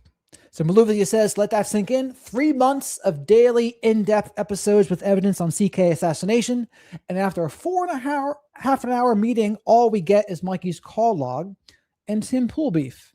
Really, Candace? Really? I tend to agree with that sentiment. You have the grounds to file something. We have received no cease and desist from Charlie's security whatsoever. Over what? I mean, the audacity that you're filing a lawsuit and someone got murdered on your watch because I accurately said that the Brian Harpool, the message he showed belonged to Dan Flood. It did. And that they didn't do a walkthrough on that day. They didn't. Like, and if something I'm getting wrong and you'd like to show me that actually you did, send it over. We're only interested in getting to the truth, and we're not getting it. We're certainly not expecting to get it from Tim Pool. That is crazy. That's just crazy town. But I do think that is right now the Zionist strategy, and that's why I want to encourage you guys to stay focused. Huachuca, which we're going to have a lot on tomorrow, because there is something there, and I think that caused a panic, as well as the Egyptian plains, which I am telling you go back, relate to Israel. And I will be able to prove that tomorrow for all of the naysayers. And again, it's only because this is how they act. If they always overreact, and then it lets us know that we are close. They are like an alarm. They are just an alarm. Something else that I wanted to show you. You always get the most flack when you're over the target, as they say. But again, it shouldn't be too difficult to prove those planes have a tie to Israel, honestly. But we'll see. We'll see what they say about it. By the way, I thought we were not supposed to be doing live streams while we were speaking, but Turning Point, I guess, has their daily show, but that I didn't feel like that was communicated to me. It felt like a ceasefire and then it got violated, but they had an interesting conversation on their show yesterday, on the Charlie Kirk show, about this trial, the upcoming trial, about Tyler Robinson. And here is what they had to say. Take a listen. So this is straight from the charging document. It says Robinson's mother explained that over the last year or so, Robinson had become more political and started to lean more to the left, becoming more pro-gay and trans rights oriented. She stated that Robinson began to date his roommate, a biological male who was transitioning genders. This resulted in several discussions with family members, but especially between Robinson and his father, who have very different political views. In one conversation before the shooting, Robinson mentioned that Charlie Kirk would be holding an event at UVU, which Robinson said was a, quote, stupid venue for the event. What do you think? Did she have an eyes wide shut moment over there? You think that happened? Robinson accused Kirk of spreading hate. And when you see how easy that rooftop access is, you start to kind of put one and one together, and you realize that Robinson had a plan that he was going to ultimately take advantage of. And he obviously knew how easy it was to get up to that rooftop, which is terrifying. It really is. And look, one of the other things that's being pushed around for a long time was that, TPUSA, both the local chapter and you guys didn't advertise this event till a couple days prior to. Now, the insinuation there is that doesn't give Tyler enough time to plan for this. And what we found out with a little bit of, 20, not even 5 minutes of Googling and looking. Yeah. Look, you guys had already put out on your website as early as August 27th. So we have at least almost a full 2 weeks prior to this, that not only the time of the event, but the location, the exact location of the UVU courtyard. So when you have over 10 days of planning, and it sounds like that Tyler already was familiar with the campus to begin with, like a lot of the mystery of this starts to go out the window, and it starts to really conform with what is exactly being proposed by the state of Utah and the FBI in the charging document. And Candace is about to agree with this for the most part. Yeah, and we can attest. Andrew Cipher, who's our head of field, Charlie sometimes throw the events out 7-10 days in advance. If something opened up in his schedule, he would be able to do these outdoor events a pretty quick turn. And so those whole that whole theory kind of goes out the window. So unless I am mistaken, and I am not perfect, but I do feel like we worked really hard to see when this location was first revealed. The first time that we found that the courtyard was mentioned, because Charlie's speaking at events, your assumption would be they're inside, right? You have no idea where it is. So it's not like you can see whether you have a shot to the courtyard unless you know Charlie's speaking in the courtyard. The earliest that we found that was on September 2nd. The local media mentioned on KMYU that Charlie was speaking at UVU in the courtyard. Okay. That's the first time that we found this. If I am wrong, please tag me, because what he's referring to on August 27th that happened, which we have on our timeline as well, and this is why I love a timeline, is that TPUSA, UVU, and the local BYU chapter shared a graphic announcing that Charlie was coming to UVU, but there were absolutely no location details mentioned. So that actually does shred the idea that he could have practically gone and scaled rooftops before September 2nd.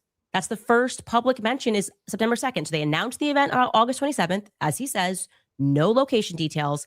And then on September 2nd, there are location details provided by local media for the first time. Prove me wrong. Okay. Prove me wrong if that is, if I'm inaccurate, because I do think. So she's saying that, okay, he might have been able to observe and scale these rooftops before the event. But notice they didn't really also talk about the changing of clothes, the taking apart of the gun, putting the gun back together in the woods. No mention of any of those things either. And those are all also things that make the official narrative sketchy at best. I think that we were thorough on that. I will update my timeline. If not, it does then beg the question, surely they must have footage after September 2nd of him testing the rooftop in some capacity to then realize, oh, it's going to be an outdoor event. This is an opportunity for me to go after him. We are waiting for that. And like I said, I was told that they don't have anything that the public doesn't have. So it's not obvious to me. I don't think it's obvious to the public. Now, I do want to get to Viva Frey, who had this to say regarding drones. Around the regarding the text messages from Tyler Robinson. A lot has been made about these text exchange that went back and forth between Robinson and his lover, his trans furry gay lover, whatever.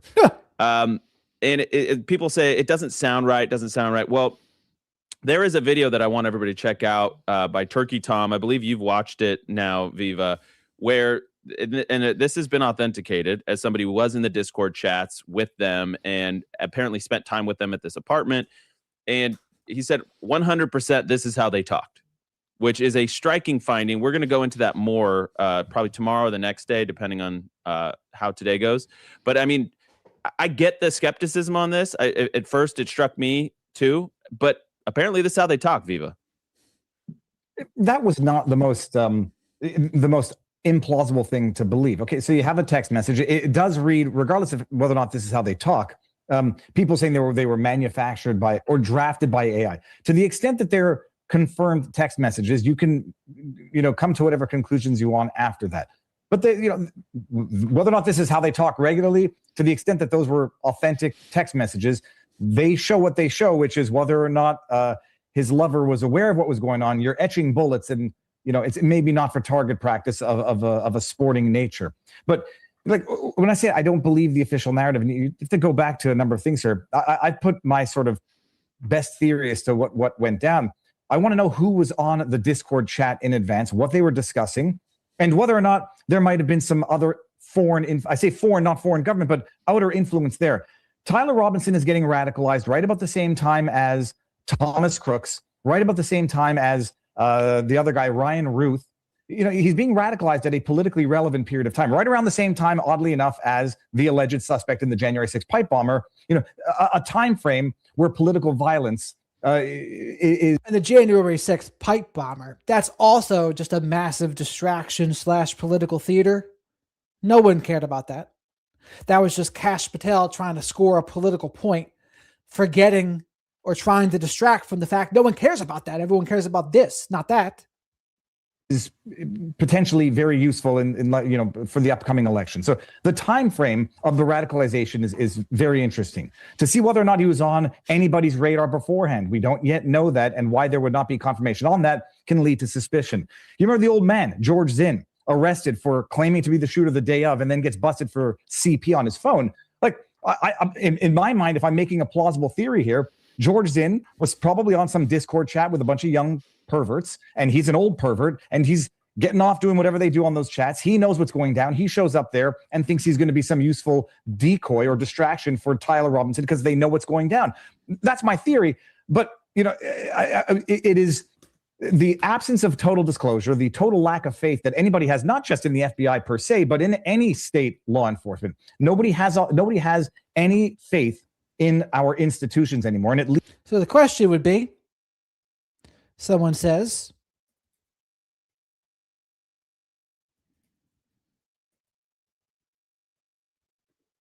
is this where all the simpletons hang out? So my question for you would be, where are the quote unquote non-simpletons hanging out? Let's hear your answer to that, and we'll wait for that. Needs people to go from, healthy skepticism to just not believing it, to concocting the most outlandish conspiracy theories imaginable. But then those text messages, you can understand how they will cause people to come to those types of conclusions. And,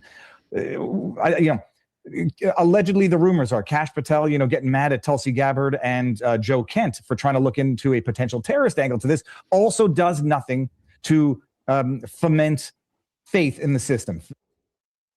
Look, I think it's what he's saying there is perfectly valid, and we can all surmise about what we think happened that day. We can also ignore the fact that I broke the story that the nurses were told at Utah Valley, which treated George Zinn. Everyone's just ignoring the things that I broke. She has no evidence, but he told the nurses that he was paid to do that. So whatever, we can all theorize, which we're going to do in the absence of any concrete facts. But I will say it's good that Turning Point is at least giving that air, right? I feel before, I think that might even be the first time Andrew Colbert has expressed that he thought that those messages were weird initially. That's good. That's what people want. They want fresh air at Turning Point USA. They want different perspectives. They want to feel like you're willing to have a conversation, and that at least you're going to defend people when they're being called liars when they're telling the truth about something. That would feel more authentic, I think. And so I am just... Interesting point. Funny how Candace tried to set up the beginning with I can't be managed. It's like she was trying too hard not to come off as different, knowing she's totally different. Could be. To say this, very happy that we are on much better feet and that we have opened the lines of communication. I do genuinely think that Justin Strife did a great job reffing that conversation yesterday. And I also do want to shout out Megyn Kelly, because we were trying to make this happen in the background really since Blake Neff fumbled the first invite. And thank you. That's in large part because of you guys at home that were like, what the F was that? And I think that they got enough flack that they were like, okay, we got to fix this. But I want to commend him for making that happen, for being the person that, kind of rolled up his sleeves and was like, okay, let's actually make a conversation happen and start answering some questions, which I think was done well. And Megyn Kelly, who was initially going to, when we were going to live stream the conversation before the Barry Weiss moment, Megyn Kelly offered to ref that conversation. I felt like she would have done a very good job. I do think that she has kept it very even. She has not been hysterical and it's demonic, it's evil, how dare Candace? And I appreciated that. She has said, I don't agree with Candace, but I also don't think that she's doing this because she's been possessed by a demon. I think she actually believes these things, and I do. And I have a right to believe those things. And I don't feel any differently about the people that I mentioned on the show that I think are shady at Turning Point USA. And with time, we'll see whether or not I was right. I think that's really what it comes down to. But all around, definitely a productive conversation. I know it's 4 hours, so more things will come to my mind as they become relevant. But I think that's a good pause for right now. We'll throw to some of our sponsors. 4.5 hours, more things will come to mind as they're relevant. Productive conversation. And what would you say the TLDR was of this? What's the TLDR? Mikey's call logs. They're convinced that Tyler did it, and I'm not convinced. The lawyer spoke to me about it. Erika said she didn't tell me to shut up because she was learning from what I said. That's the TLDR, right? What else? What am I missing? Answers. All right, you guys. So for many families, the holidays means excitement and also a little bit of stress. Between gifts, travel, and higher prices, it's easy to feel overwhelmed, especially if you're already relying on credit cards to cover the basics. If that debt is piling up, you should know that you're not alone. If you are a homeowner, you might have considered switching to American Financing, but hesitated because you don't want to give up your low mortgage rate. That's why American Financing created the Smart Equity Loan, which is a simple, smart way to get your finances back on track without giving up your low mortgage rate. Unlike a HELOC, which can fluctuate with the market, the Smart Equity Loan offers a fixed rate, so you'll have one you can contract pair of them from your system.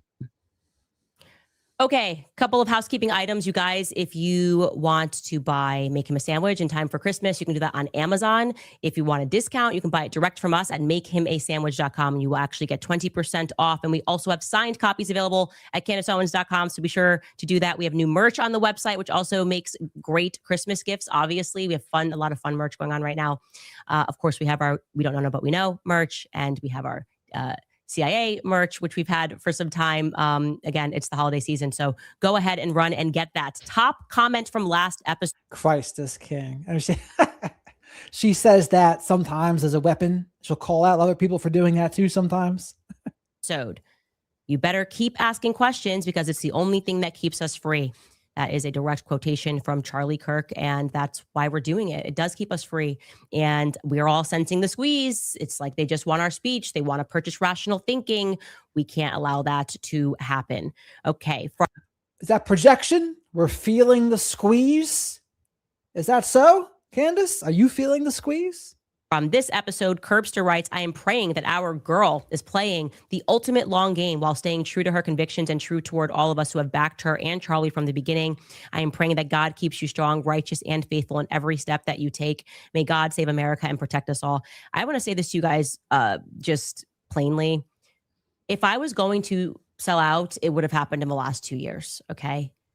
Those offers were made. Those threats were made. I hope you have seen what I have gone through to keep myself, really. I wonder why did she even call those offers out? Everything she's been transparent about so far, you would think she'd be the person to say, you know what? This person offered me this much money. Bibi Netanyahu offered me this. Dennis Prager and friends from PragerU offered me this. The Daily Wire offered me this. What else? You'd think she would. Miriam Adelson mentioned this, offered this, but no. I was fighting to stay me, and it was hard. And that it made me really appreciate the fact that we do live in a matrix and every element is controlled. And that is why they are vicious right now with making up things about me and my family, because now that I chose freedom, they hate that I have freedom. They hate that there's no more threats to make, right? So they're just embarking on this fan fiction campaign. But especially for the people that I care about in life, right? Especially for people whose heads I have held up, who have held up my head through really hard times like Charlie did, that I would just sell out to the highest bidder and go, okay, well, you know what? Bibi offered me a lot of money, so I'm going to stop talking about this, and I'm no longer going to explore this angle, or I'm going to, to repeat to you guys, it was definitely Tyler Robinson. It's just not in my character. I have always been the kind of person that knows that it's not worth living life that way. My whole spirit would be corrupted. I couldn't do it. I struggle with people that can do it. I struggle seeing people who have so obviously sold sold their souls on the internet. It's very frustrating to watch it. Central 848 writes, Candace, please look into the possibility that Charlie was electrocuted and that the hole in his neck was made by the currents passing through his necklace and out of his throat. The images of his charred hands are conclusive and compelling. Please, for the love of God, look into this. I did watch that video that Baron Coleman put together. First and foremost, I want to say Baron Coleman has done some incredible work, and I actually told him that we should get together and collaborate because I had watched a video of his where he was building on Camp Huachuca, and he made me notice some things. So then we started researching some other elements, and that's what we're going to move on to tomorrow. And honestly, taking a big step back as well, yesterday and today is probably the high watermark of Candace Owens' career. And it'll probably never get higher than this. Like right now, this moment between today and yesterday is going to be probably the most popular and the most influenced Candace Owens will ever have. Go back in time. Every big person has their high watermark. There was an Andrew Tate high watermark. The people change that have their high watermark, but I think this was probably hers, honestly. I don't know what she's going to do to get back to this level again, more so than she just already was. I don't know. But what do you think, chat? I can tell you definitively that's a weird camera angle. They do look charred in the photos that he showed, but I can tell you that his hands were not charred when he was buried. And so what you thought that like people were like, oh, this was like makeup and stuff. It was a very compelling theory. It just wasn't so. And I very much trust the person that told me that. But that said, the Baron Coleman, if you have not seen the episode where he builds on what I said about Camp Huachuca, that is worth a watch. He kind of suggests in that episode, which I want to shut down, he suggests that, I think he heavily suggests that it could have been the Veep on that, on the base. Vance on the base, and I did then research because I was like, oh wow, is he right? There's actually video of Vance, so it could not have been Vance on the base. Again, I'm getting ahead of ourselves here. We should talk about more of that tomorrow, but that is a very compelling video that he did, which was fantastic work, and I do want to collaborate with him. Maybe we'll do it this week or next week Christmas, I guess. I don't know, we'll figure it out. Jenna writes, your true fans had no doubts about you whatsoever. Merry Christmas to you. I was like, are you new here? Girl, I have been maimed, fired, caricature. I'm watching right now. My family go through that right now because they are so desperate. And I just think we're close to an awakening and really understanding what real evil is. So we're going to keep pushing. Zachary Loft writes, longtime listener, first-time donor. Why wasn't the combo live? Why is Brandon Tatum the only creator that you follow on both IGs? That was great question. And Brandon Tatum, $7,000 Brandon Tatum is the only person she follows on both. Let's see the answer. 2 questions. Okay, the first thing, why wasn't the combo live? It was first intended to be live. They did say, obviously, you saw the offer Blake Neff made, which was not a true offer, but then what came behind that was Erika communicating with Megyn Kelly and me. Megyn Kelly was kind of the intermediary. We were trying to find someone that was fair, like I said earlier, and then obviously, it sort of felt like it got a bit uglier the next week. And I sort of felt, and I think it was fair, that then she went on this press tour and it was kind of directed at me. So then they said, okay, well, and by that, I mean, Justin Strife kind of said, the temperature's a little hot right now. What about we do like not an off record conversation, but have a private conversation. And I actually will say, I wished it was live, but I will also say I am glad that some parts weren't, because I was then able to tell them some things that I have not yet said that I wanted to like fact check and get some answers on, but also to say something to them that I found out that I didn't say because I didn't want to hurt the company in a way, right? So some of this is very relevant to Charlie's research and what happened on 9/10, and some of it is not. I don't know, but what is she holding back? What didn't she want to say that she thought would hurt them more than anything she has said has already hurt them? It kind of seems like Candace is very good at breadcrumbing. She's breadcrumbed and kind of shifted directions just enough to keep people strung along, give you just enough. But where's the payoff? It kind of culminated yesterday, right? And is this the payoff? So we got to, I guess, have a better, that portion of the conversation I think was better off camera, but I was always open and am still open to live streaming with them whenever, truly, like whenever. You guys know I'm an open book. So it wasn't my demand that it be private. I was happy to do a live stream. But I think Justin thought that it would be better if after, just so we could kind of bring the temperature down, which I think was very much accomplished. Temperature was definitely brought down. Zachary Loft wrote, longtime listener for, oh, sorry, I just read that. Mr. Bruce Lee writes, people in the chat, many other channels are not hearing what they want to hear. So it's automatically, well, Candace got paid. The chats are so botted. It's better to actually look at comments after the episode to see what people think. And we've had so many people talk about how there are so many bots in the chat. And so focus on obviously the words that I am saying. And obviously you can tell that I have not been paid because I wouldn't be talking about Israel. And I think there's something to explore there. We'll get into that tomorrow. One Will Wallace writes, pretty clear to me that Kirk was murdered because of his voice and influence. Here's some support toward that security detail. Thank you very much. It's obvious that these people will stop at nothing to silence someone. Continue to stand 10 toes down for the truth, but please be careful. God bless you, Candace. Thank you. That is actually a tremendous donation. Thank you for guys who have been giving these donations, which have gotten bigger because you're concerned about security. And I think everybody after Charlie Kirk assassination is more concerned about security. It's a discussion that my husband and I are having more and more. And that's why it feels especially disgusting when someone like Tim Pool is trying to signal to people, attack her. Like he's basically trying to signal to people that her security is weak, or like she's using the same security as Charlie, all of these things. Like he is trying to put into the air that he wants me to be attacked. That's how I'm taking this, because why is he making my security a theme on his show? I don't trust that at all. And I don't know what's guiding that.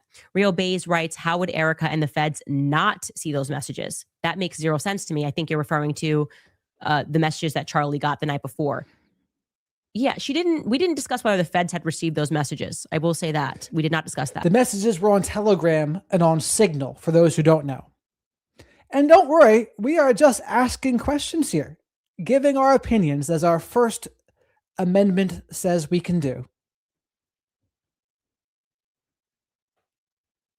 4 hours and 30 minutes, just like as I just put all of these talking points into my head. That is not what happened. I keep telling you guys, I am not governable. I am basically akin to Kanye West.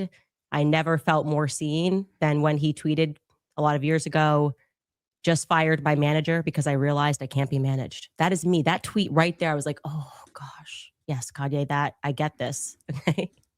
Nobody is changing their mind anything. How ridiculous would it have been if I'm doing all of this, investigating, asking all of these questions, and then Erika Kirk offers to answer some of these questions, and I'm like, no, I'm not going to go. I can't betray the people. I don't want any answers to the questions. I just want to ask them. No, this is the entire reason we are doing this. We've been looking at the situation going, why can't Turning Point USA just answer basic questions? And I can tell you guys that yesterday, for 4 hours and 30 minutes, there were no rules. They said you can ask us any question that you want, anything that's on your mind, which I appreciated. And some of you guys are thinking, who is they? Who is they? It's the Jews, obviously. Just kidding. It's Justin Zone writes, can you elaborate more about Charlie and his journey to Catholicism? Did Erika confirm that? I am going through a journey with Catholicism as well. And I think that they should be honest about that. Look, obviously, Erika confirmed it. I was always telling the truth. That was one of the first things I said. I was like, what was that weird Alex Clark thing? I was being attacked for no reason. And then I get these people doubling down on it. And I know that they know that it's true that Charlie was going to mass. And I can't speak on the first thing. Why wasn't the combo live?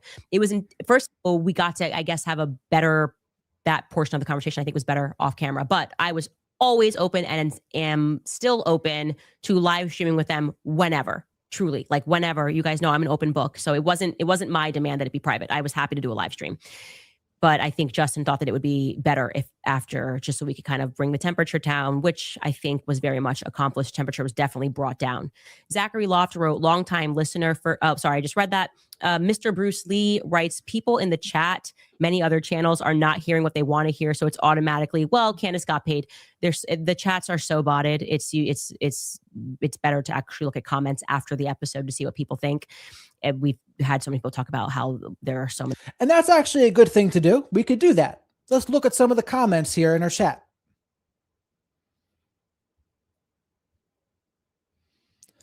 Top comment. My advice is to put the phones down and go outside. These people can't be trusted. One of the top comments. It's a big club and we aren't in it. 8.4 thousand likes. Because let's face it, I mean, Candace Owens is married to a billionaire. A lot of people think Candace is definitely like for the people, but she's close to being an elite. Let's face it. It's like I always say, Oprah Winfrey, she's got more in common with Jeff Bezos, Bill Gates, and Elon Musk than she does any person of middle income and below. Don't forget that. This episode truly felt fake and gay. How ironic.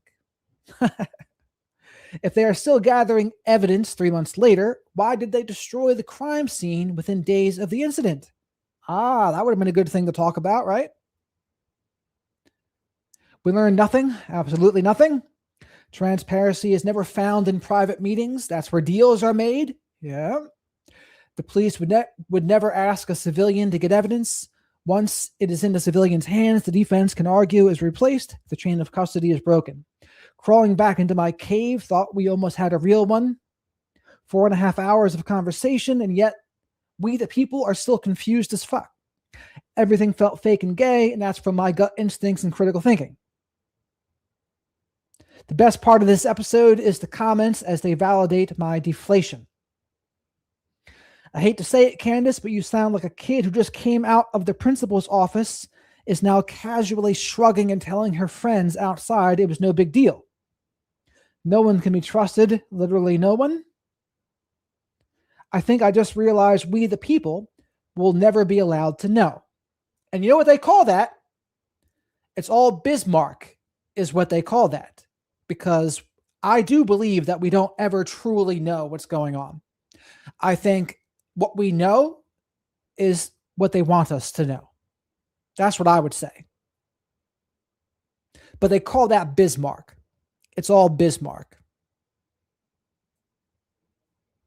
Many bots in the chat. And so focus on obviously the words that I am saying. And obviously you can tell that I have not been paid because I wouldn't be talking about Israel. And I think there's something to explore there. We'll get into that tomorrow. One Will Wallace writes, pretty clear to me that Kirk was murdered because of his voice and influence. Here's some support toward that security detail. Thank you very much. It's obvious that these people will stop at nothing to silence someone. Continue to stand 10 toes down for the truth, but please be careful. God bless you, Candace. Thank you. That is actually a tremendous donation. Thank you for guys who have been giving these donations, which have gotten bigger because you're concerned about security. And I think everybody after Charlie Kirk assassination is more concerned about security. It's a discussion that my husband and I are having more and more. And that's why it feels especially disgusting when someone like Tim Pool is trying to signal to people, attack her. Like he's basically trying to signal to people that her security is weak, or like she's using the same security as Charlie, all of these things, like he is trying to put into the air that he wants me to be attacked. That's how I'm taking this, because why is he making my security a theme on his show? I don't trust that at all. And I don't know what's guiding that. Rio Bays writes, how would Erika and the feds not see those messages? That makes zero sense to me. I think you're referring to the messages that Charlie got the night before. Yeah, we didn't discuss whether the feds had received those messages. I will say that. We did not discuss that. But we did discuss, she obviously said that she did not see those messages. So I'm going to read the rest of your comment. How would Erika and the feds not see those messages? That makes zero sense. Erika, Brian Harpole, and so many others caught in these lies. This is what you fished for. Why go soft? That doesn't make sense. Also heard that we're chilling with TPUSA members at Tucker's party. That's another more fan fiction. I have no idea what that was about. You're referring to a person who went and said that Candace was hanging out with TPUSA and Tucker and Marge. Now, the important question was, why did you go soft? Let's see if she answers that. Retailer Green at Tucker's Christmas party. To my knowledge, I did not see any Turning Point USA employees. I did not have a conversation with any Turning Point USA employees. To my knowledge, that I did not see them. It was a massive party. I've never had beef with Tucker. That's why I was at his Christmas party. And I've never had beef with Marjorie Taylor Greene. So yeah, I spoke to them. That's what I mean. It's like the attacks are just every second of every day accusing me of something. And the implication there was like, I was like sitting on the side laughing and enjoying a beer with Terrell Farnsworth and Tyler Boyer. I am sure, because Tucker obviously has a good relationship with them, that there were some Turning Point USA employees. I didn't speak to them. To my knowledge. I did not speak to them. So I actually responded and I said to the person, why don't you publish who you're talking about? You don't have to, like, everyone's like beating around the bush. Like, I can't say what I know about her security. Say it, because you're lying. Okay. If you say you know something about how I'm actually secretly laughing with Turning Point USA, speak plainly. I have nothing to hide. This isn't a deflection. This is a deflection right here. The question was, why are you going soft on Turning Point and Erika? And now here she is talking about Tim Pool saying so-and-so about her security. That's a deflection, not answering the question. Word salad. I am not the person who's playing any games right now. So if you're going to call me out, go all the way. Okay. Go max on calling me out, because if I'm a fraud, the public sure as hell deserves to know it. And you're not going to find me in a situation like that. Isabella Mazzone writes, can you elaborate more about Charlie and his journey to Catholicism? And notice she did not answer the question. No answering of the question. Right on to the next one. Erika confirmed that I am going through a journey with Catholicism as well. And I think that they should be honest about that. Look, obviously, Erika confirmed it. I was always telling the truth. That was one of the first things I said. I was like, what was that weird Alex Clark thing? I was being attacked for no reason. And then I get these people doubling down on it. And I know that they know that it's true that Charlie was going to mass. And I can't speak on whether he was close to converting. That's a conversation, like you said, Erika can speak on that. And there might be a time and a place for her to do that. I can only speak on the fact that I wasn't lying and that I was having those conversations with him, that he was attending mass. And I do think, from what I've been told, that he was planning on signing up and starting that process, but I did not personally have that conversation with him. So that's third party. The right person to speak about that would be Erika. And I do think she should. I think she should, because nobody was nastier to me than the Judeo-Christians, the evangelical crowd, because I told the truth about conversations that I had with Charlie about Catholicism. And none of them corrected the record. None of them said, I'm sorry. None of them said I didn't know what I was speaking about. They just kind of doubled and tripled down on attacking me, which is a repeat theme. I'm always being attacked for telling the truth, and I just keep telling the truth. So, yeah. What's the lie? Where is the lie? Where is the lie? Lastly, Lamp writes, how come Qatar is always used as the go-to punching bag by the media? Why does Qatar never even push back? And Qatar seems to never attack Israel in a war of aggression or any sort of attack. Have they ever even done anything negative toward Israel? Well, Qatar recently came out and said, yeah, we work with Hamas because Israel and the United States asked us to. They asked us to play the intermediary. And now we are being attacked for doing what they asked us to do, which sounds like the most absolute United States Israel thing ever, is to ask people to help you and then to be like, oh, I'm so horrified by what they're doing. And I tend to believe that. I don't understand the weird Qatar thing. Like I said, I would take Qatari money. I would. They haven't called me. It's deeply upsetting. I don't understand what I'm doing wrong, what I'm getting wrong, what I can do better to make them call me. I would be totally one of those people that's in the commercials. Have you seen, like, Qatari Airlines is supposed to be amazing, apparently. And I'd be in a commercial for Qatari Airlines. I don't mind. And that's what all the pro-Israel talking points are, right? You'll see them all on Instagram, Tatum and friends. They'll accuse anyone they don't like that speaks the truth about Israel. They'll say, oh, there's Qatari money. Tucker Carlson, Qatari money. Candace Owens, Qatari money. Somebody making that NAI video and maybe sending that over to the Qatari embassy and seeing if they want to hire me. I am open to being paid by Qatar. So I don't get it. I don't know why Jared Kushner and Zionists are allowed to go to Qatar, which happened recently, and do deals with them. But for some reason, Candace and Tucker are not. It's just not fair. What do I have to do to be seen by Qatar? And I guess it's a question for another day. We'll see you guys tomorrow. The end.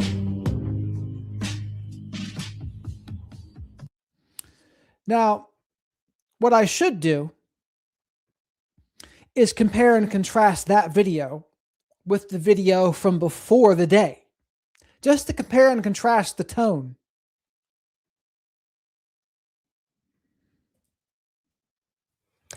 Well, that has never happened before.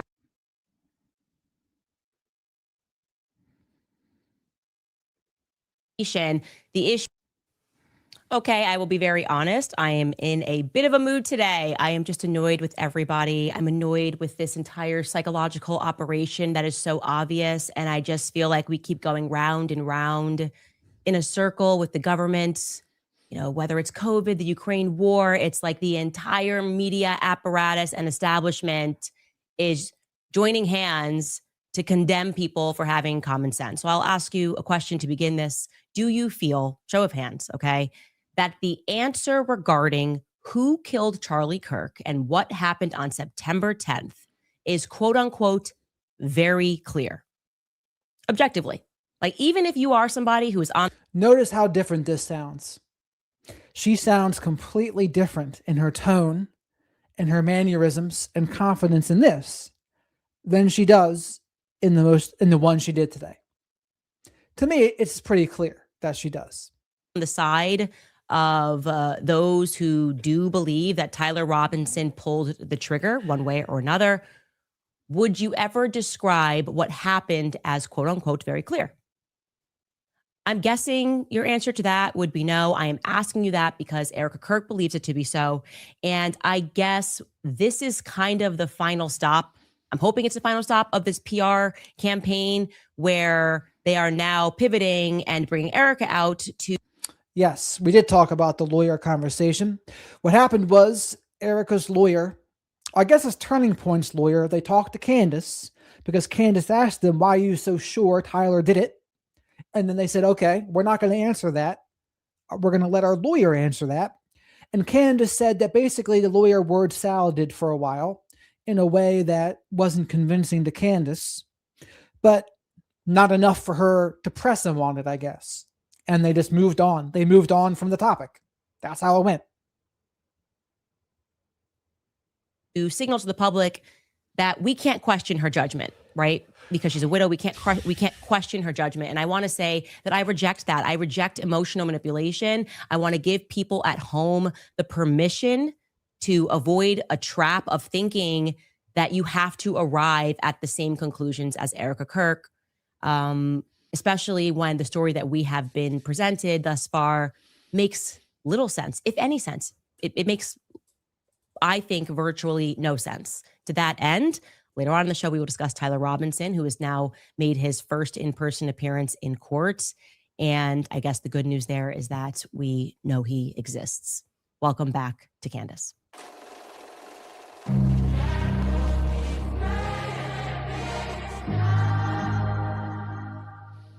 No Jewish music yesterday.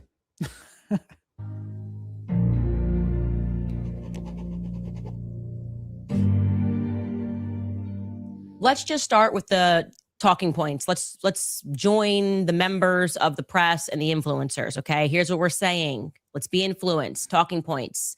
There's a bigger mission at bay. We need to focus on a larger, bigger mission. Another talking point. It's going to ruin the trial. If you guys keep thinking that things don't make sense, you could ruin the case. And the final stop, of course, in these talking points is this is an illness. Now, I'll go over this too. Your suggestions, Erika is afraid of facing what could potentially be the truth, does not explain all of her public appearances, fake tears, bad acting, and lack of grief expression. I totally agree that she's fake, awkward, lacks charisma, and to me seems narcissistic in the fact that before she was liking the attention. I don't know what other conclusions to draw. Why wouldn't she want to stay with her kids during this time of need for them and their grief? Instead, she picks up the torch. Is she really the best person to pick up the torch? No. I'm just throwing out possible alternatives, right? That's what I'm doing. I'm not saying it's true, but I'm just trying to throw out all the possible viewpoints. That's what I'll say. Right? There's something wrong with you at home if you don't find what we are telling you to be true. Trust us, okay? You're mentally unwell.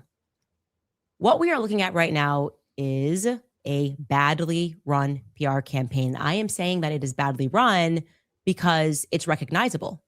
A good PR campaign is not recognizable. A bad PR campaign is an obvious one. And I am going to request respectfully, I know it's not going to be honored, I'm going to respectfully request that all of these Agent Smiths in this obvious matrix just stop, okay? This PR campaign, it's been nonstop since Charlie was shot. It was honestly dead on arrival, okay? We do not trust this. We do not believe this. And yet we are wildly kind of in this position where they're testing to see how many times they can say the same thing before they convince everybody else at home that it's true. Okay. Their equation that they seem to be running, if it's that formula, is talking points multiplied by 10,000 talking heads must equal results. Okay. They believe that with enough of an echo, they can override basic human instinct, basic intellect, really. There is, I would like to be very clear, nothing that feels right to me about the Charlie Kirk assassination, and especially the way that some of his employees and friends have. So again, she sounds much sharper here when she did this one. And she went from nothing is clear to the only thing I still agree with is Tyler isn't the person that pulled the trigger. That's where we've gone. From this to that. Been behaving since that assassination. And I'll preface this with, I am very sorry if that offends you, Erika. Genuinely, I am sorry that there is no amount of increase in pressure and propaganda and headlines written about me that are going to convince me. And by the way, I'm just the conduit, right? You're attacking me, but you're angry that also the masses have not accepted this.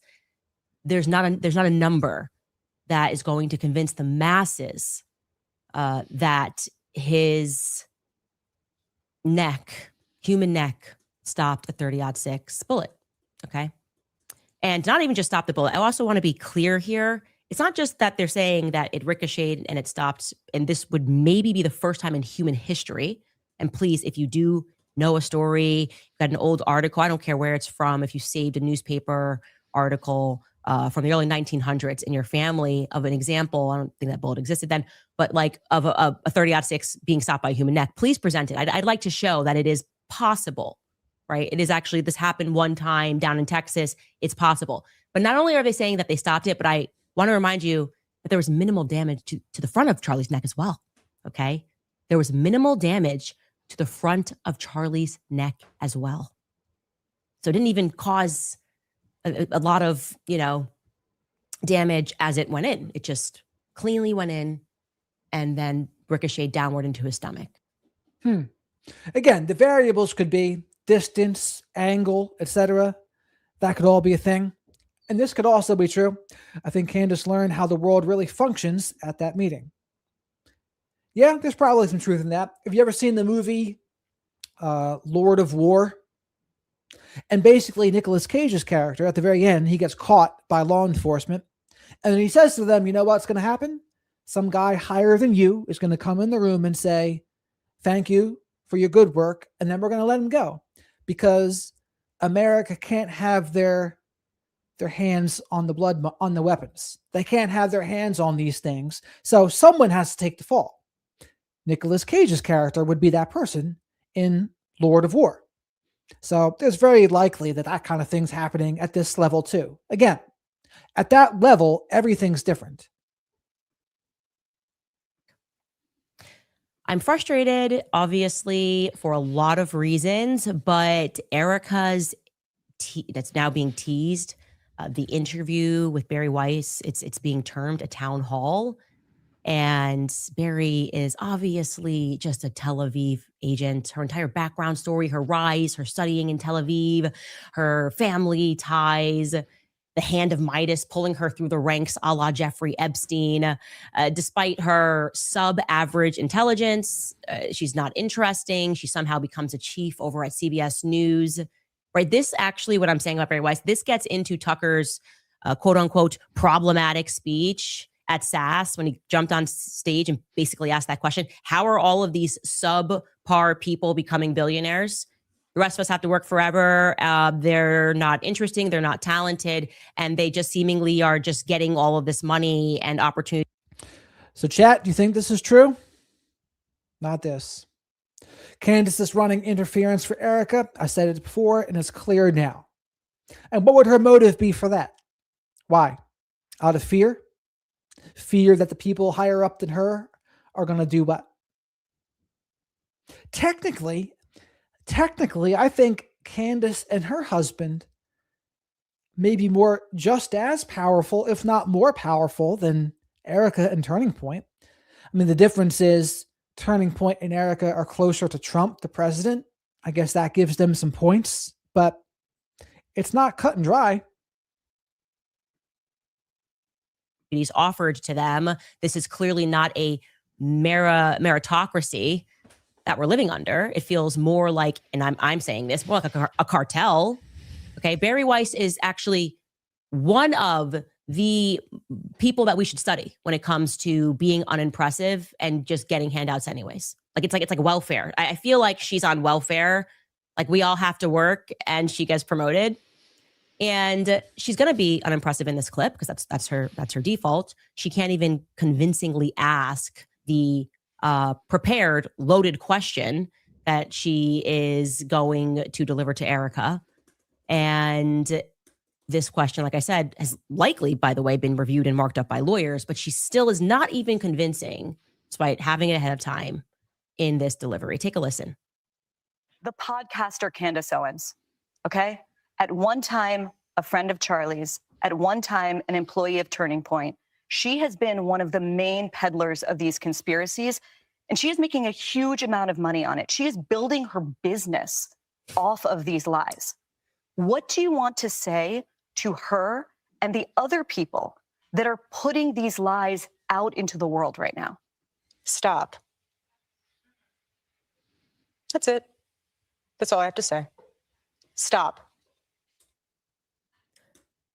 So this is just, to me, I'm going to also let you know, they pre-recorded this. Obviously, I told you this yesterday from about 11 o'clock to 4 p.m.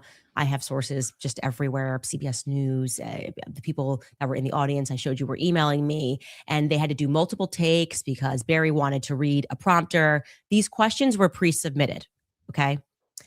And so to be clear, this video is from 2 days ago.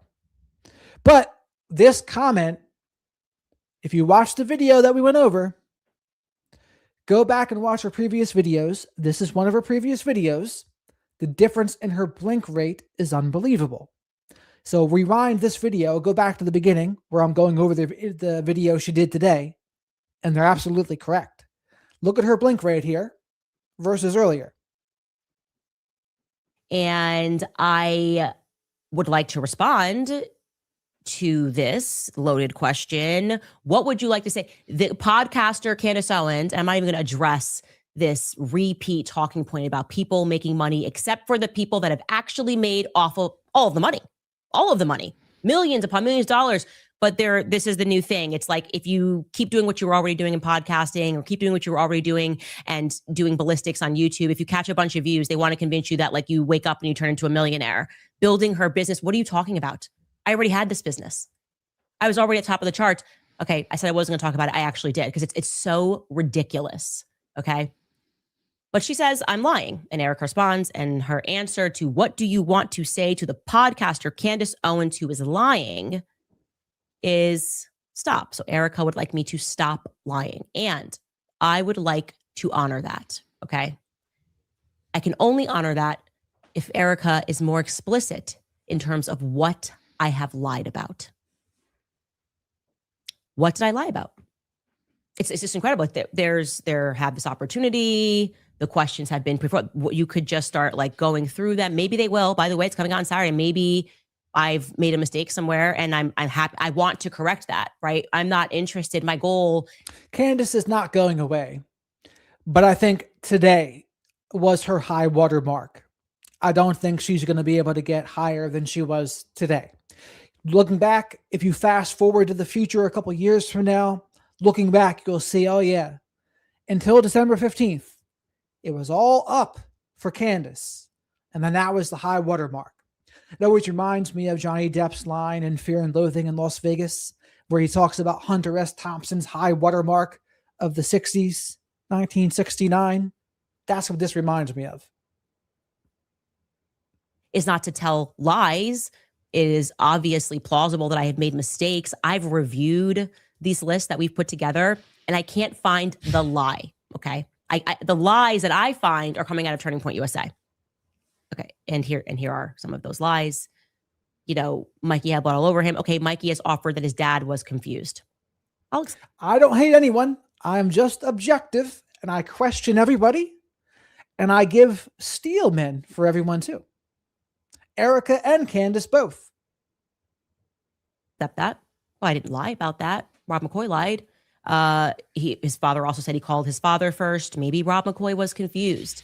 Mikey being a hero for walking away doesn't feel honest. Charlie's neck stopping a 30-06 bullet because he ate healthy and had strong bones. It was a modern day Christian miracle. That feels like a pretty big lie. Okay. Charlie never wavered in his support for Israel was a nasty lie. Maybe Barry want to prep. Like, what do you want to say to the people that literally lied about what Charlie was living through in the last weeks of his life? Stop, Josh Hammer. Stop, Bibi Netanyahu. No, I'm sorry. Barry Weiss is here. We're not going to get to that. Charlie was a committed evangelical who only liked Catholic art. And chat, tell me, what did Candace say about Barry Weiss today? What was her compliment? I have a hard time imagining Candace complimenting Barry Weiss, but let's hear what she said. Architecture. Did I lie about that? Nope. Turning Point USA lied about that. And I was attacked for telling me I'm attacked for catching the lies. We'll get to that later. That's their new method. Once first they accuse me of lying, then I prove I'm not lying. And then their strategy is to attack me for telling the truth and saying, how dare you reveal a personal text message to defend yourself from being called a liar. We can keep going here. Has any of this been clarified? Ben Shapiro said they never had any bad blood between them. I proved that was not true. Again, that also came from a little PR. Alex Clark pulling that move. Next page, Terrell Farnsworth was told to remove that SD card by police. I'll go over this. She'll never get higher than this. Suggests that you are jealous or some type of ill will. Now, just saying someone's jealous for having a different point of view, it's a classic example of the old toxic spirituality or, oh, you're only hating, but it's really just a way to dismiss any kind of differing opinion. That's what that is.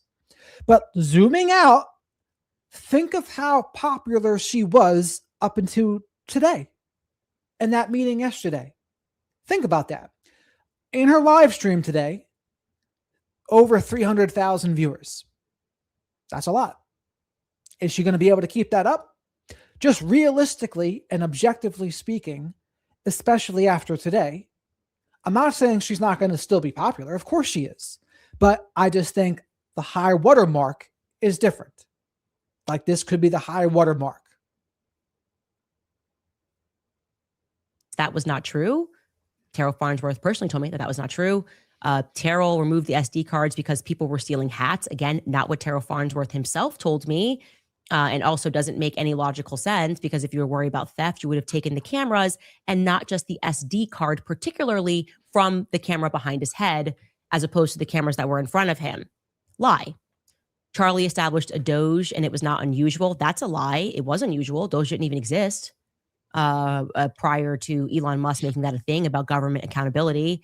Charlie Kirk's team did not fly drones. Major lie. Brian Harpole told that lie. Brian Harpole also told a major lie when he said that the security had communicated with UVU police to secure those rooftops. That was a lie. It was actually the walkway behind. What am I getting here? What have I done here in this presentation that I lied about? Have I made mistakes along the way? Yes, I'm not perfect. And I will always adjust those mistakes. So I'm asking you to tell me what I lied about. Why is there not this same energy also for the feds? Because they've told some lies. We've got a list of those too. We put that together. We would like some clarity. Again, Charlie being shot with a 30-06. The lover text messages mysteriously presented without any timestamps. Lying about how Tyler Robinson was arrested. They claim that he confessed and turned himself in. That's not what happened. That he said he was guilty. All of his, father said he was guilty. That's not what happened. Never revealed that Tyler Robinson was at the Dairy Queen. This is a freaking woke thing to say. Dismissing someone for what, racism? It just proves that a lot of you have deep genetic hatred for melanated women. What are you, Kamala Harris over there? Are you Sadia Khan? She's doing what you aren't doing and mad about. All you can do is laugh when people say things like that. Queen following the assassination. He was throwing clothes away, as I presented to you guys in the cemetery. That's problematic to the timeline. We'd like some clarity. That's an oddity. They said Tyler Robinson was arrested wearing a maroon shirt. That actually was also not true. They said Tyler Robinson was suicidal, but also turned himself in because he was afraid of being shot by police. Those two ideas seem to be running into each other. How can both of these things be true? Did he want to die or not want to die? Maybe there's an explanation. It's definitely odd. And the footage mysteriously missing of Tyler Robinson turning himself in. And then, of course, there's just like things. Timeout. So it's not about, not this.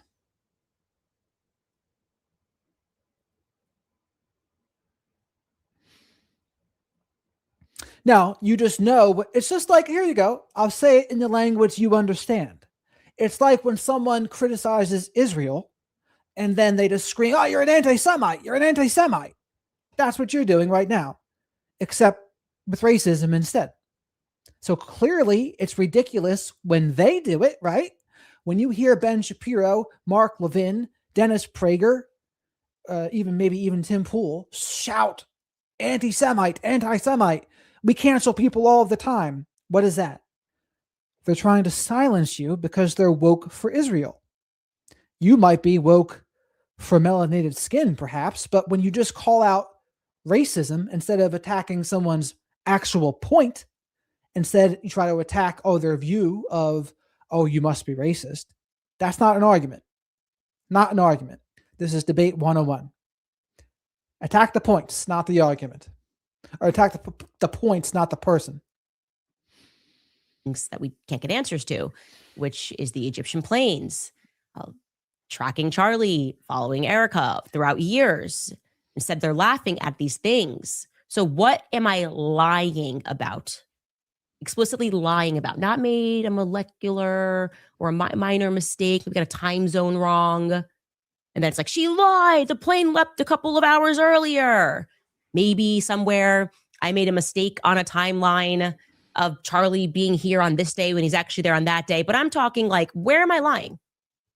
Because I would like to stop if you can tell me. Okay. And maybe they will. Maybe we'll get to that on Saturday. And by the way, to be clear, I am also telling the truth. It is not my opinion that these questions were pre-selected. It's a fact. It's a fact. Like I said, we have insiders. The questions were pre-selected. And one of the pre-selected questions was for Erika, and this will come out on Saturday, setting the stage for her to condemn anti-Semitism, to which she responds and speaks about, as I told you yesterday, how Turning Point will be hosting a Shabbat dinner. And in case the direction of travel for CBS under the stewardship of Barry Weiss is not clear, they even brought in during this town hall the father of the young woman who was shot in DC at the Jewish Museum. I think that was an IDF soldier. I might be wrong about that. They also brought out Hunter Kozak, who asked the last question to Charlie Kirk. They filled the audience with people selected by CBS, college Republicans, with questions selected by CBS. So it just is objectively a controlled and a managed situation, a controlled and a managed conversation, if you will. But, and you can predict this, if you are at home this Saturday and you watch this and you're just, a regular old person around the world and you go, this feels really scripted. On a side note, this is a good point here. All I want to know is, what can we do for Israel or Ukraine or Venezuela? If you listen to the Bush administration, how they talk about Iraq and the weapons of mass destruction, and then listen to how the Trump administration is talking about Venezuela right now, put them side to side, they sound exactly the same. It's uncanny. All the same things. The influencers are going to come out and they're going to mark you as evil, demonic even. How dare you? Question, what? Are you kidding me? This is like, you're not allowed to say that this feels scripted ever, even though this entire thing since September 10th feels scripted to me. But that's not it. Okay, we're going to get more because Erika also sat down with Glenn Beck of Blaze TV. Now, Again, this is all a part of a PR blitz for Charlie's upcoming book on honoring the Shabbat, which I'm not going to be doing because I'm Christian. So I'd like to already just say no. Okay.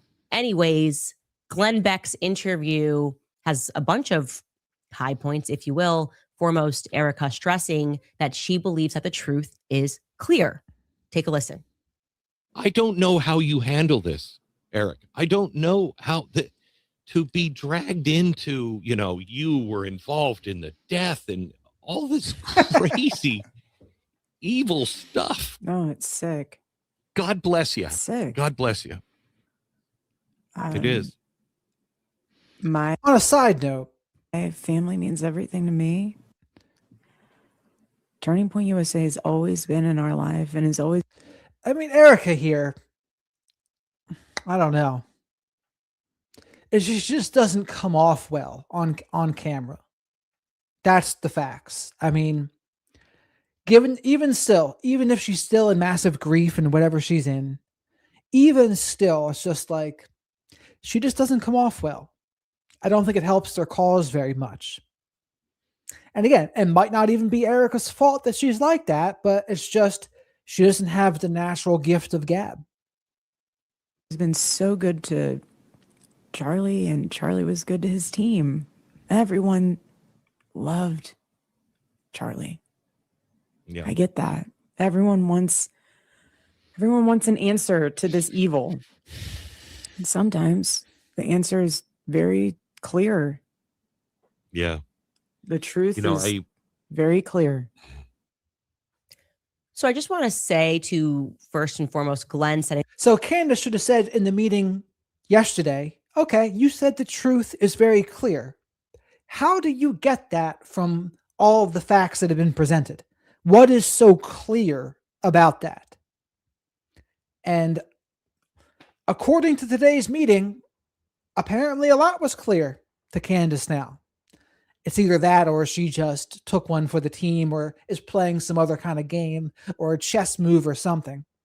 that question up. I can't find to this day, because this just feels to me to be like the ultimate straw man, any commentator that has explicitly accused Erika of killing Charlie Kirk. I've seen psychological manipulation of influencers trying to say that if you critique Turning Point, that's akin to accusing Charlie Kirk of Erika Kirk of killing her husband, which is utterly ridiculous. But I have never seen, and maybe I missed it, I've seen a lot, somebody come out and say Erika Kirk murdered Charlie. But that's what they set up always, which is like, I don't know how you are. I've seen people digging into her background. I've seen people speaking about her Romanian charity. I've seen people looking into her mother, all of that. I've seen all of that, but I have not yet seen where this idea that they keep trying to seed into our minds that asking any questions is equivalent to accusing her of murder. That even that feels manipulative to me. Then comes in this totally organic question from Glenn Beck. Totally organic, right? And this is going to be the extreme appeal to authority, which is, okay, if we don't want to answer any questions, we're just going to say you don't understand how the court works. You shouldn't be asking questions because that could potentially ruin the upcoming trial. Take a listen. You concerned about his assassin is in court today. Are you concerned about being able to have a jury that's not been tainted?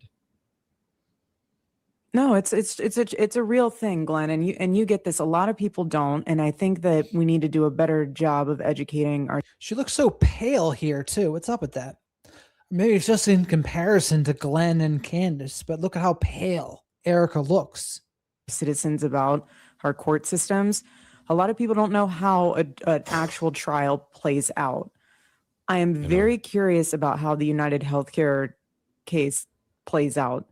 We are living in a day and age where social media can absolutely impact. I feel it can. The reason I say that is because I don't want a tainted jury pool. I want justice for my husband. Anytime we have leads, anytime we hear anything, we send it to the authorities. We're not messing around. None of us are involved in my husband's murder. None of us. Turning Point USA, myself, Any of these other crazy accusations, none of us.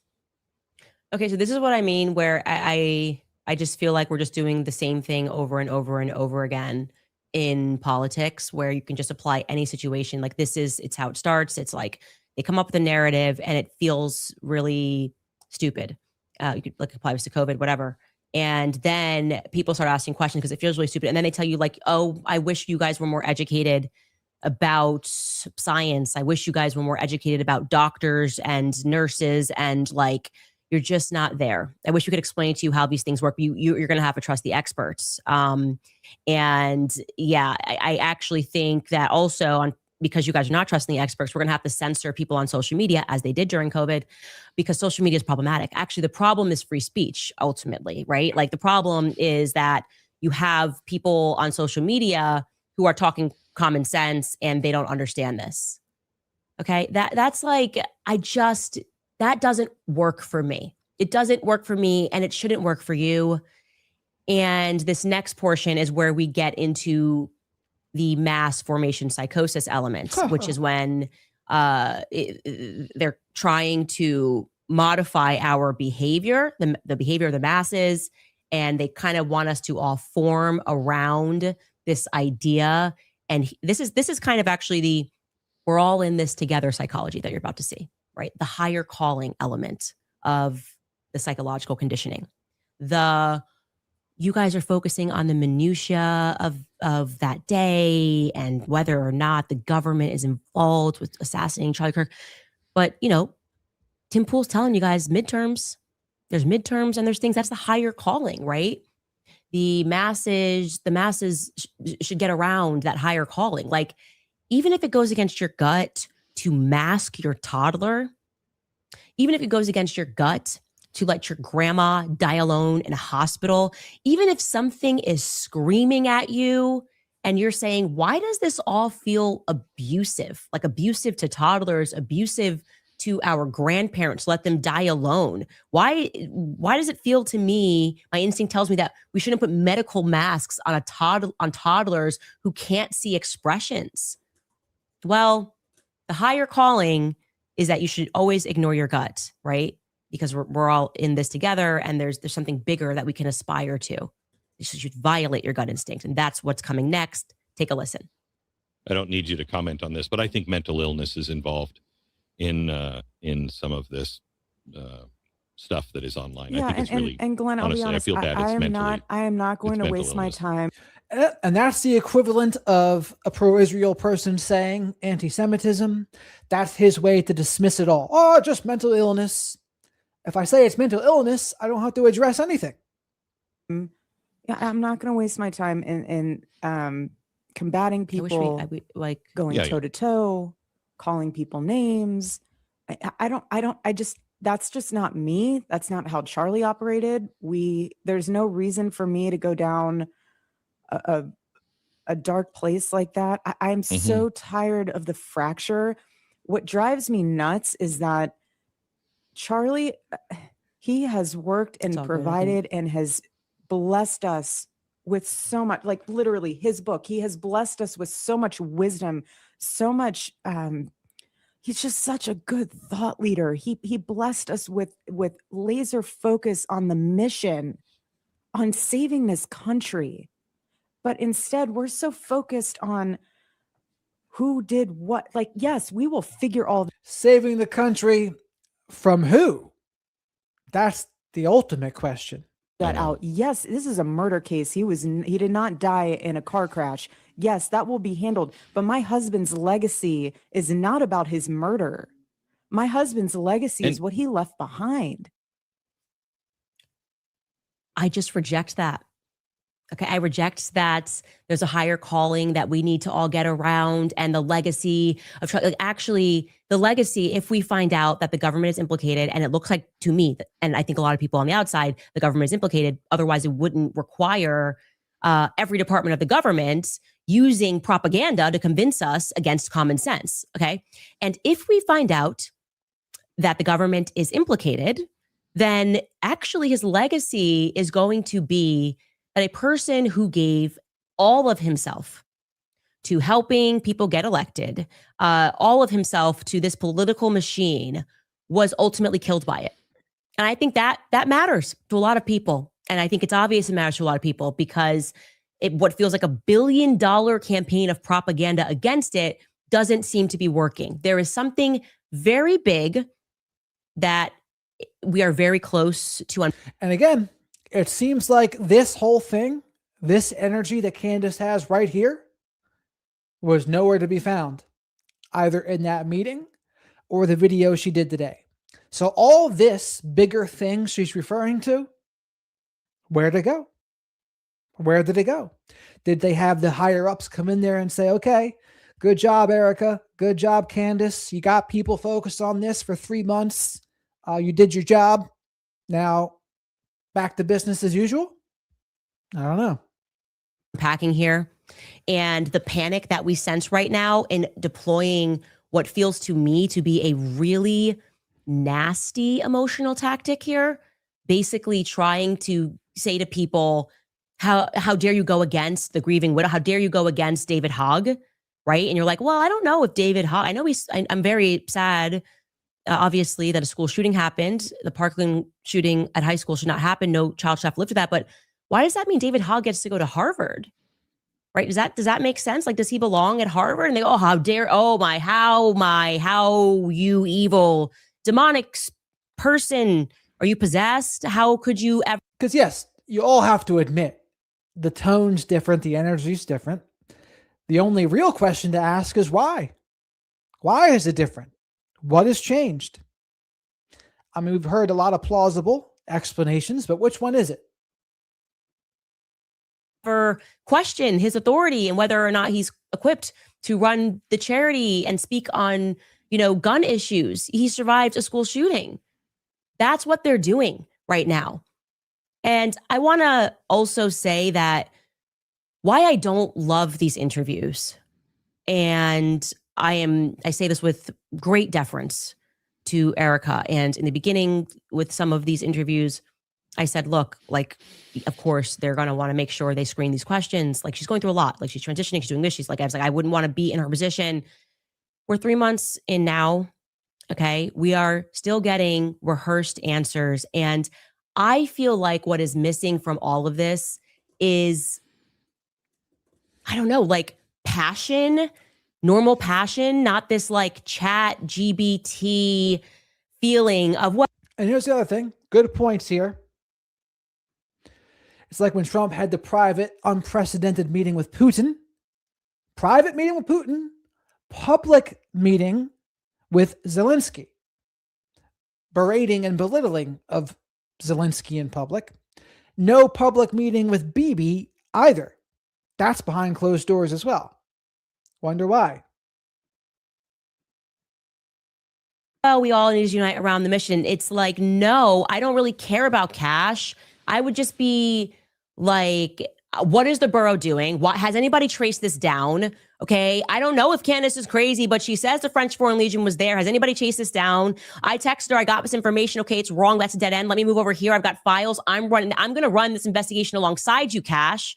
And again, that meeting was probably Bibi, Miriam Adelson, and Trump.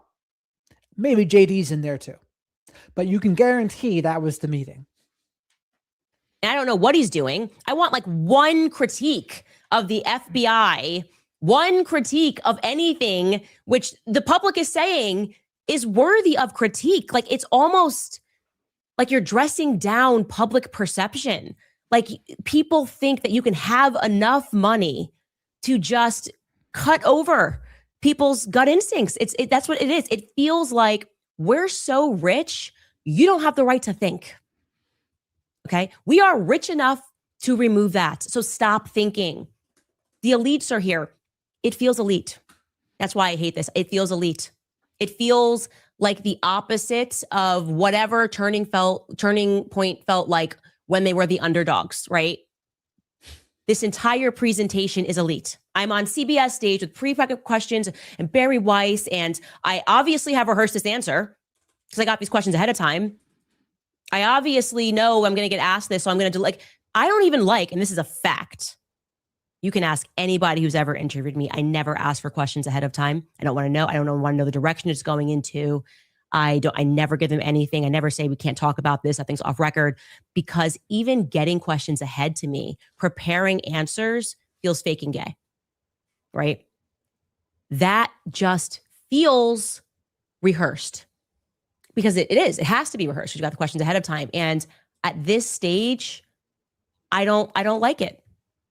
I don't like it. I want something that feels anywhere where it feels authentic. Like one question mark that you have, you're like, oh, like I'd like you to be like, I don't know about those text messages. I think Tyler Robinson pulled the trigger. Well, the text messages are weird. It's just, I trust my team. My team is amazing. And my favorite date is April 24th, because it's not too hot and it's not too cold. And all you need is a light jacket. Like it feels fake. It does. I'm sorry. And I am still interested in getting basic answers to our questions. I don't accept that that's somehow going to ruin the court case, because that's a nonsense. You cannot logically explain to the public how letting us see Mikey McCoy's phone records is just one example, if that's really causing you so much grief. Here they are. Here's who we called on that day and for how long. How would that implicate? How would that frustrate your lawyer's efforts? How would the current court case and the jury pool be impacted if you answered about why these Egyptian planes, why it's a statistical anomaly for these Egyptian planes to be surrounding Turning Point USA, Faith events, you and Charlie this many times? How would that? And this is a good point here too. Joe Rogan's bought and paid for. Now, here's the thing. Everyone that Trump did the podcast rounds with, and who did he do it with? Rogan, Theo Vaughn, Lex Friedman. Who else? Flagrant, Andrew Schultz. So those 4 shows, am I forgetting anyone? I don't think I am. But they're to an extent on the payroll almost. And JD Vance has dinners with Tim Dillon. That influences things for sure. And you better believe they probably make it so that it's tougher for them to speak out. They clip their feathers, so to speak. Absolutely going on. Impact. And again, I'm a gut player. It's common sense. So forgive me for not being elite enough and educated enough and expert enough to understand how it would impact things. Explain it to me like I'm not a legal expert, like I don't trust legal experts. I think they're all full of shit. Explain it to me that way. It's not tracking. It's not tracking. And I get it. It's me against the whole world. Actually, it's not. It's me against the elites. We've done this a lot of times. Like I said, Ukraine, COVID, there's a formula here. There's a pattern here. If all of the mainstream apparatus and all of the influencers are pushing something and calling the other thing evil, we're probably about 2 years away from them all then apologizing and being like, I just got it wrong. I shouldn't have told you to get the vaccine. It's a pattern that I've noticed. So I'm going to stick with saying that what happened on September 10th, we are not getting the truth about. Until December 16th, December 15th, whatever the hell the day today is, the tunes changed. So it only took a day. It took 2 days. We will be back after a few messages from our sponsors. All right, you guys, when they double down on abortion, we have to double down on supporting life. Through our partnership with Preborn, we can help save babies and support mothers that are in need. That's the vibe. We are too rich. We are elite. We are rich. We are powerful. We have connections, and you guys are just beneath us. There's like an element of feudalism here. Like, we are the lords, and who are you? Who are you? We can afford this, and we're gonna keep pushing. And until you believe what we say happened, even when it just makes no sense, it's frustrating. Like, I'm frustrated by it. And here's the thing. I call everyone out. Democrats, Republicans. I don't really have any horses in the race, because I personally think what happens at the federal level isn't really that important to me anymore. What happens to the market, stock market and crypto, that matters to me. That impacts me personally. But the rest of it, local government, will probably impact your lives more than the political theater of the federal government. Don't forget that. Yes, federal government stuff's entertaining, but how much does it impact your life?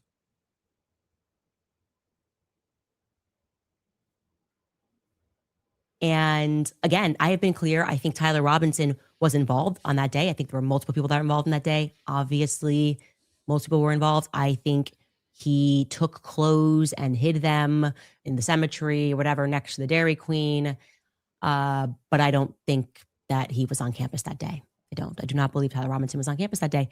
And I would just also like to point out how. And this is something she backtracked on him, because didn't today she said that no, he was actually able to scope it all out and scale the buildings, and he was there. She just doesn't think he pulled the trigger. So it looks like another thing she changed her mind on. Easy it would be for them to give us anything believable. Help me out, guys. Again, I'm not a legal expert. Glenn Beck understands this stuff, but who am I? I'm so sorry, Glenn. I don't explain it to us. But I don't understand how, if they just released a video of him taking the shot, because there's video of that, how would that ruin their case? How would that not support their case, actually? And also support their case with the public? Like, that would be the first thing I would do, rather than try to deploy this propaganda effort. You could just present something solid, like something that isn't flimsy in this entire thing. And I think that would be my call. I would just be like, here you go. There you are. Happy for you to see it. He took the shot, and you're going to. There's a uni party. They're two wings of the same bird. What federal issues are you thinking of? Now, a federal issue would be if they make universal health care. Okay, that would impact some people's lives. What else? I don't think the NRA is going to allow guns to be taken away. So I don't think that's going to impact people's life. Abortion is by the state. So I wouldn't consider that necessarily federal right now. That's more so by the state. What else? I'm just saying, for the very most part, since whoever has been elected, how much has it impacted your life personally? That's my question. See Tyler Robinson jump down, and it's not going to impact our case, because how could it? It's open and shut. He wrote out his entire confession. You're seeing the footage. Nope, they can't do that. Well, guys, I'm happy to learn that Tyler Robinson is not AI, because that it's been so weird that we just can't see anything about him. Obviously, I'm being tongue in cheek, but he has finally appeared in person. He made his first in-person court appearance. Kind of seemed like he was smiling. I did not get the energy of someone who is worried about getting the electric. So here's my thoughts on illegal immigration. I think if the Republicans and Democrats really wanted to do something about it, what they would do is they would crack down on the employers who hire them. Until they do that, they don't really care about it. It's just an issue to talk about to get election points. If they cared, they would crack down on the employment. If you crack down on the employers who hire them, you take away their reason for coming. Period. That's, to me, how you would handle that. And more so than illegal immigration and jobs, AI in jobs is going to be the thing that really decimates things. I mean, people, they're not ready for that. It's coming. In about 2 to 5 years, AI is going to completely change the world, and people aren't ready. It's going to be wild.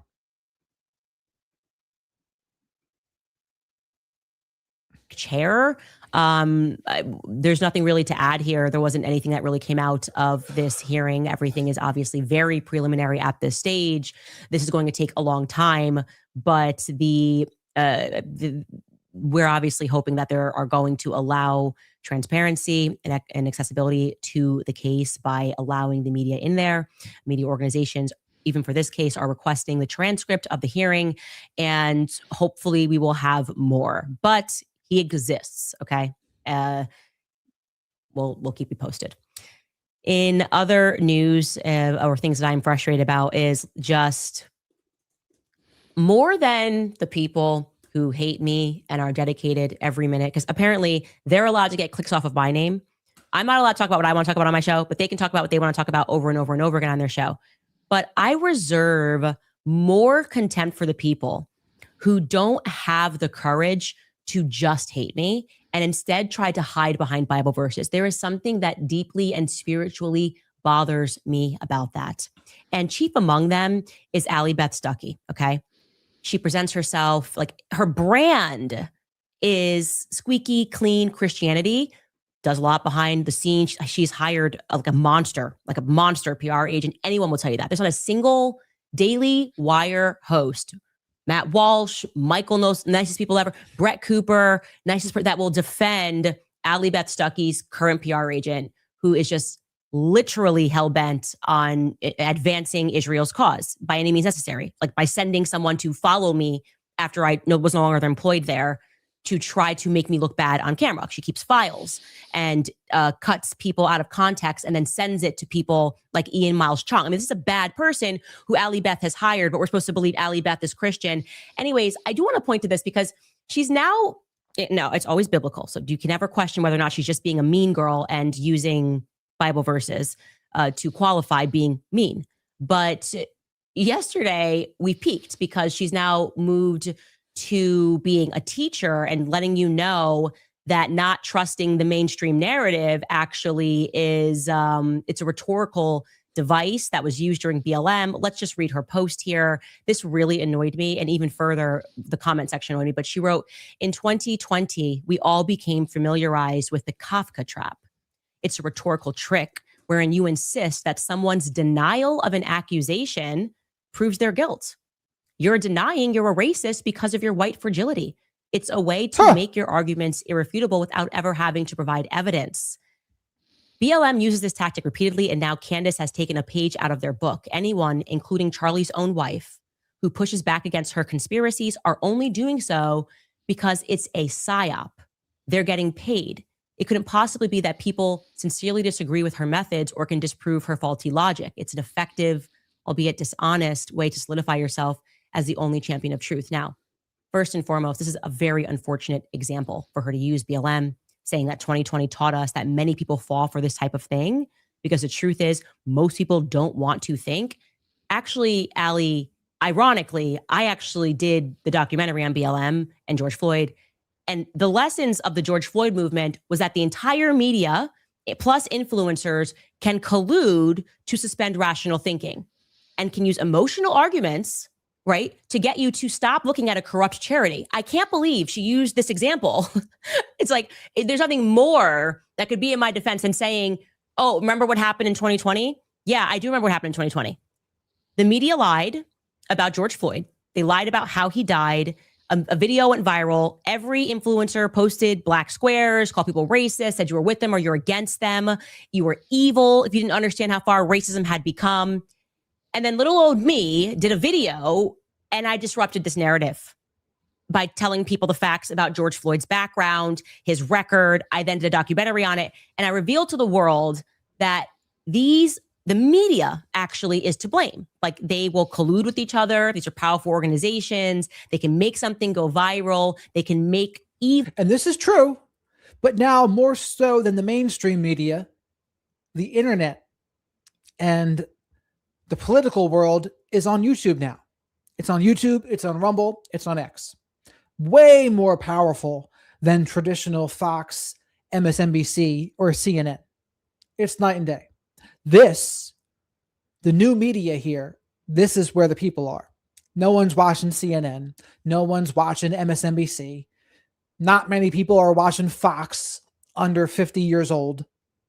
Evil look like good and good look like evil. That is actually the true lesson of corporate structure versus really just a few truth tellers, people who are actually willing and dared to question that narrative. Okay. Now, my issue is that when people push back on her, she just pulls out the Bible. Okay. Like, for example, this is in the comment section. Somebody wrote to her because she's been sniping at me and it's been very mean girl-esque. This person wrote this on Instagram. They wrote in the comment section, you keep inserting yourself into this topic, but you never add any real value. So what is the agenda for you here? Candace wasn't even mean to you when you inserted yourself the first time. So mean girl energy, like that's a fair question. She does have mean girl energy. Then she says, oh, Britt, I comment on the news. Charlie was my good friend. No one commenting on this story is inserting themselves any more than Candace is. You don't see value in learning how to decipher truth logically and biblically, and that's okay. Like that sentence, just play it again. Here you go. You can bet on Kelsey. Do you think JD Vance is going to get with Erika Kirk in 2026? I bet you there's a bet that Kelsey can offer to people. They could, and also that platform, though, they're something else. You can bet on whether there's a famine in Gaza. It's out of control, that whole thing. But that would be pretty brazen. It'd be pretty brazen if JD does that and Erika Kirk gets with him. I would doubt it. But nothing's impossible. I want to read it again. You don't see the value in learning how to decipher truth logically and biblically. Or actually, wouldn't that be something? A JD Vance and Erika Kirk as first lady ticket? Now, my thoughts on the 2020 election would be, I think a lot of people want JD, but a lot of the people because Tucker likes JD, Peter Thiel likes JD, but Nick Fuentes doesn't. I'm not really sure what Candace thinks about JD, but I kind of think Tucker would throw his hat in the ring, honestly. If not JD, who? Probably Tucker. And I think most people would vote for Tucker over JD, no? And on the left, who do you have? You have Gavin Newsom. You've got Kamala Harris foolishly running again. Maybe AOC? And then some people want Jon Stewart. Jon Stewart, to me, would have a better chance at winning that nomination and a better chance at actually defeating a Republican than those other guys. But that being said, who do you think? JD Vance, Tucker, or somebody else? And that's okay. My content is not for you then. How does that not just make your skin crawl? I don't know. Does that not make your skin crawl? Just be snipey and petty. Stop using the Bible as a shield for what you're doing, okay? That woman accurately called you out. I don't know her. Thank you for saying it's very obvious what you're doing. To come back and say, I'm so sorry that you don't like the Bible. I'm so sorry that you don't like the Bible. She is like Salve Regina George, right? Mean Girls was fine because we all knew Regina George was mean and she was proud of that. Allie Beth Stuckey does the same tactic of attacking people, sniping them. And then she's like, I'm sorry you don't like the Bible. I actually do like the Bible. I haven't made Christianity my brand because I'm a Catholic and I don't believe that women can be priests and should be playing the part of pastors. I believe that if I have a question about the Bible, I should go to my priest, not to Allie Beth Stuckey on Instagram. But what I can say to you is that a main takeaway is the truth. You should commit yourself to the truth. And Allie Beth Stuckey has gone through great pains to cover up for people that are lying. Okay. No one worse than Josh Hammer. Okay. Josh Hammer explicitly lied about Charlie's state of mind. He went on multiple podcasts. He called me a liar. He never blinked on Israel. If I did not release that text message, that would have been the narrative. If you are a Christian and you purport to have been a good friend to Charlie, that's low-hanging fruit to say what Josh Hammer did here was wrong. Okay. She says she's a good friend to Charlie, but when similarly I came out and said a thing about the Catholic faith, if you were a good friend, wouldn't you have said, you know what, Alex Clark, that whole little episode saying Charlie only liked architecture for what it's worth, it wasn't true. You wouldn't be running PR for her. If you were a friend to Charlie and you were committed to truth, then when Ben Shapiro lied and said that he never had any issues with Charlie, and I said that's not true, it's very, very much not true, why is your reaction every time that I expose the lie to attack me? That's what she does. I'm going to show you a clip. All of these people have been caught in verifiable lies. And let's be clear, they attacked me first. I never came out and... So here's a question. JD Vance and Tucker as president and vice president. Vance brings in the deep pockets like Peter Thiel, and Tucker the personality. I wonder, though, I think Tucker would want to be president. That's my speculation. And look at him. He's up there in what, Vermont or Maine or something. And he has the whole log cabin persona going. Similar to the persona they wanted to show for JD. But in reality, JD is more of a tech bro. He's more of a tech bro than the log cabin dude. Attacked these people. I just said, oh, the Catholic thing was cool, and I was hoping for that. Or, as Ben came out and said that he was good with Charlie or whatever and was doing a show. That's not true. That actually is not true. And all these people just attacked me for saying, oh, he had some issues with Israel in the end. Watch Allie, how manipulative it is that she is going to defend those characters who are lying and say that it's problematic that I am telling the truth after I've been lied on. Look at this clip. She's released a bunch of texts about Ben between her and between Charlie, and, you know, basically saying that they didn't like Ben very much back in the day, 7 years ago. And I just will say, like, yeah, I would hate someone to, like, after I died, to reveal texts like that, like, between us, because those texts didn't make Ben look bad. They made Charlie look bad. They made Charlie look bad. So and, like, manipulative. That's She's your so friend. manipulative. That's your friend, man. And why? I mean, that makes him look petty. And I'm just not sure, like, what that revelation really accomplishes. She's also criticized Lila Rose heavily, and she's kind of questioned Lila's military connections, I guess, because her husband is a veteran. She has questioned Alex Clark and Alex's decision to talk to the Wall Street Journal a week after Charlie was murdered. And Candace claimed that it would make her feel icky to speak to the media 1 week after Charlie's death. She did do a CNN interview a couple weeks after Charlie died, though. And I just want to say, like, I know Alex and Lila really well. I know Seth. I've known Ben over the years. I know Josh. And everything I know about these people is that they are kind and genuine people. And I don't believe that they deserve at all to be implicated in this way. I don't believe that they deserve to be called out when they're lying. I think it's fine that they attacked her. I think it's fine that they lied on her. The ugly thing is when Candace stands up for herself and brings receipts. So she demands evidence. There's no evidence. I present the evidence. And then she said. And actually, you know, the more I watch this from the other day, the more frustrating it is, the energy she came with today. Like, where's the energy?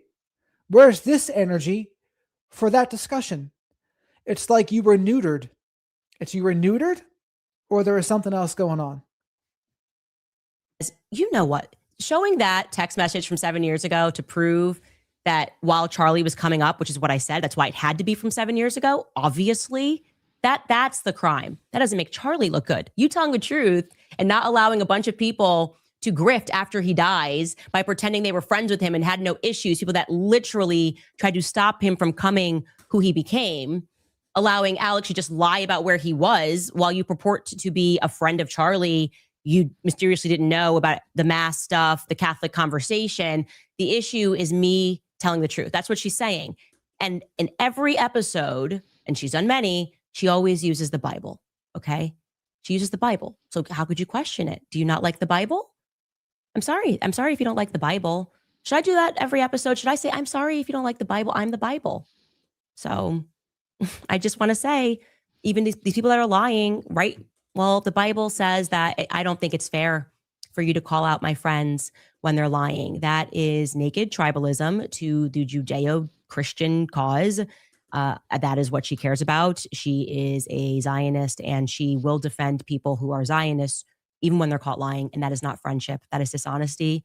And like I said, you should be ashamed of yourself to quote scripture, use scripture, manipulate well-meaning Christians to believe that it is their. So for an Aladdin analogy, you remember Disney's Aladdin. So Jafar, he turns the tiger into a little freaking tiger pup. And that's what I imagine here happened to Candace. Like she's a big roaring tiger, and then Jafar, poof, turns into a little puppy. It should be their Christian position to not call out lies, to not fight lies, just allow them to happen. I don't like that at all. And like I said, I have special contempt for the people who come in the name of the Lord when they manipulate. That's worse than just hate it. You can hate me for free. You don't got to hold up a Bible when you do it. Take a quick break and I will get to some of your questions. All right. I tell you that me and my team love Paleo Valley beef sticks, specifically their meat sticks with 100% grass-fed beef sourced from small-scale regenerative farms here in America so that you can feel good about what you are eating and what you are supporting. They've stripped out all of the junk. There's no preservatives, no gluten, soy, sugar, dairy, or GMOs, just clean, nutrient-dense fuel, the way that food was intended to be. So whether you are road tripping, working late, or running around with the kids, these sticks deliver high-protein energy without the crash. Whether you're keto, paleo, carnivore, it does not matter. Paleo Valley works with your lifestyle, not against it. They come in multiple bold flavors, including original, jalapeno, summer sausage, maple bacon, and teriyaki. So there's something for everyone. With over 55 million beef sticks sold, Paleo Valley is trusted, proven, and backed by a 60-day money-back guarantee. Right, US-based restoration team will spur the person who she believes killed her husband, and I don't believe that is the person who pulled the trigger. I just don't. And you're allowed to disagree with Erika. You are. And that's fine. She's allowed to think what she thinks, and you're allowed to think what you think. That's what I want you guys to know. Don't allow this strategy to stop you from standing by your convictions. Butterfly writes, Candace, you mentioned several times that if Erika asked you to stop, you would, in fact, stop. Will you honor her request? Please stand by your word and honor what Charlie left behind. Prayers to you. I was very clear here. Erika asked me to stop lying, and I will immediately abide by that request. Candace is lying. What do you want to say? Please stop. Please stop lying. I understand. I comprehend. What I don't comprehend is what I've lied about. Have I made errors along the way? Yes. But as soon as she tells me what it is I've lied about, I will cease lying immediately. Further to that point, and again, even that's a bit of moving the goalposts anyway. Like she had implied not talking about it. What she should have said is, well, I'll stop. If she thinks I'm lying, I'll stop lying. But before, it didn't seem like that's what she was saying.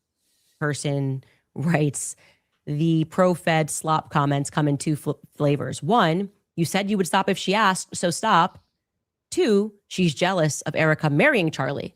We see through this PR, keep pushing Candace. That's another thing that I want to say. It's very obvious to me that was part of like the dress rehearsal, right? Here's what you're going to do. You're going to say, stop, look into the camera and say, stop. And then we are going to have all of these paid influencers be like, look, Candace said she was, where's the stopping? And now we got all these bots saying it online. Again, it's obvious to everyone what this is.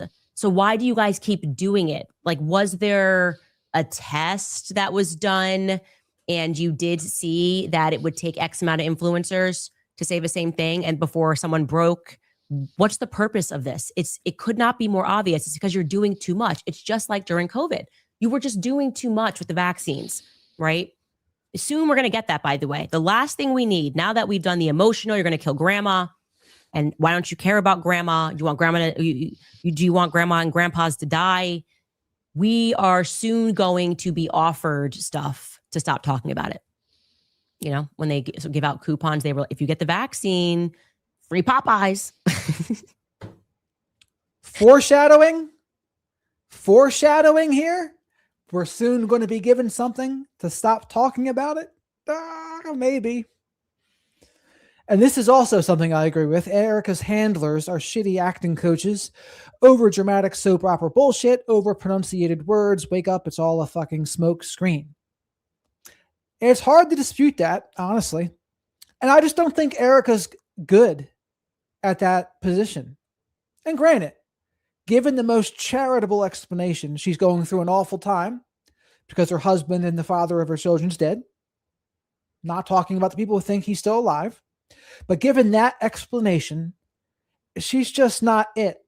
She doesn't have the it factor. So everything she does, it comes off as try hard. It comes off as just cringe and awkward. Unfortunately for her, it's just how it comes off. Don't go backs. Free Popeyes. Who's lining up? Okay. We'll give you 50% off of McDonald's if you vax up. Okay. If you don't go max, that's what you're going to get. That seems to be the next. They got to give us a financial incentive to think that everything was above bar. It's so above bar, they won't do even the most basic things that they could really try to convince us. Speaking of discounts, if you want a regular copy of my book, Make Him a Sandwich, for 20% off, you can head to makehimasandwich.com. And we also ship to Canada. And signed copies, CandaceOwens.com. The book is available on Amazon. And yeah, I guess this Barry Weiss is now she's building like her career off of, what are you talking about? What are you actually talking about? I already had a book. I already had the same merch. I had all of this already happening. What is new here? What is actually new here? You're just saying stuff. You can't just say words.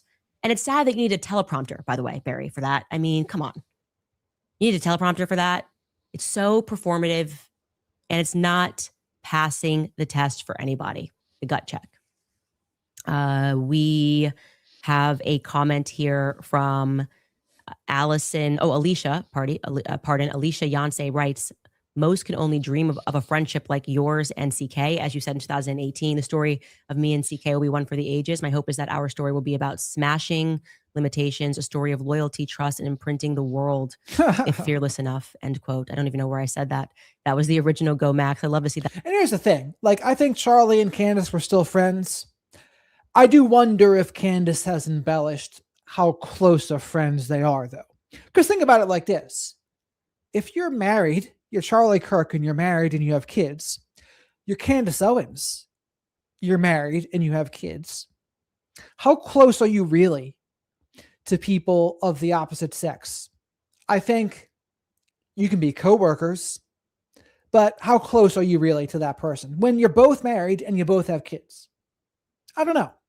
Outside of like a couples hangout, like, oh, Candace and her man with Charlie and Erika. I mean, that probably never happened, right? That clip. Yeah. By the way, to the earlier comment about seeing that too, she's jealous of Erika. Like, what are you talking about? When Charlie and I were hitting the road together, just so you guys know, here's a fun fact. I had a boyfriend. I had a whole boyfriend that entire time. It was just never, I was nowhere near Charlie's type and Charlie was nowhere near mine. Okay. That was just a little brother. Truly was a little brother. And we had a lot of fun together. So that is ridiculous. That weird push is reeking of similar desperation, because I think we're getting close. I think this is all reaction, as some of you have pointed out in the comments from yesterday's episode, that suddenly we started talking about Pierre and that $1 billion incentive, and they went crazy. They started going max. So we should stay focused on our investigations. Cassie writes, I am sorry, but I am just not understanding Erika's responses. It does feel elite. People with power and money trying to hold on to something taped together with lies and deception, attacking people for asking valid questions. Yeah, it feels like they rule over us. And they don't care. They don't care at all. And they want us to know that they have these connections and that they know media honchos and that they have the best PR firms and that you're evil and you're demonic, and for wanting to make $100 a day if you're making videos on YouTube about ballistics, or thousands of dollars a day if you're making videos talking about something that you're passionate about, which are state-sanctioned lies, whether that be Brigitte, Coming Brigitte series, and don't forget Coming Brigitte. Nobody was talking about that in the West, in the English-speaking world. It's an obscure topic that I got passionate about. And what is Brigitte saying in court? What is he saying in court? Oh, she's doing this for money and clicks. It's always the same arguments, for money and for clicks. But when they make the videos accusing you of doing it for money and clicks, they're not doing that for money and clicks. They're doing that because, well, if you want to know about the Bible, if you don't want to know about biblical stuff, that's what I'm here for. My content's not for you. My content is simply not for you. Okay? I will find a proverb pluck a proverb from the Bible and start using that. Maybe that will make it make sense for some people. If I'm a fraud and I say, oh, well, what we can extrapolate from this biblical text is that 30-06s don't stop human necks, then you just have to accept it because it becomes biblical. I have a comment here from Diane. She writes, why did they have to tell us the color of Tyler's shirt, maroon? Why was that important to highlight? I didn't even think about that at the time, but there is obviously an angle here, and we are still working on it, that the Maroon Boys, as I pointed out, and they're now trying to say, that's so crazy. And apparently they also mentioned the Maroon Boys in Erika's propagandized piece that's going to come out with Barry Weiss. They're going to mention the Maroon Boys because their strategy is, that's just so crazy. But all the men in the military are like, no, Candace, that's not crazy at all. That represents Air Force. And also that 10th Brigade, it turns out their color, the 10th Mountain Brigade, maroon. So we're on the right track and we're going to keep pushing. You can't keep calling everybody crazy and thinking that that wins the argument. Laughter, elite laughter, like they're just in their private clubs, like, maroon shirts, Egyptian planes. It's elitist and scrappy. Anyways, you guys. And again, I remember Candace is pretty close to being an elite herself. George Farmer, I don't know what his net worth is, but I think it's close to $1 billion. Look it up, George Farmer net worth.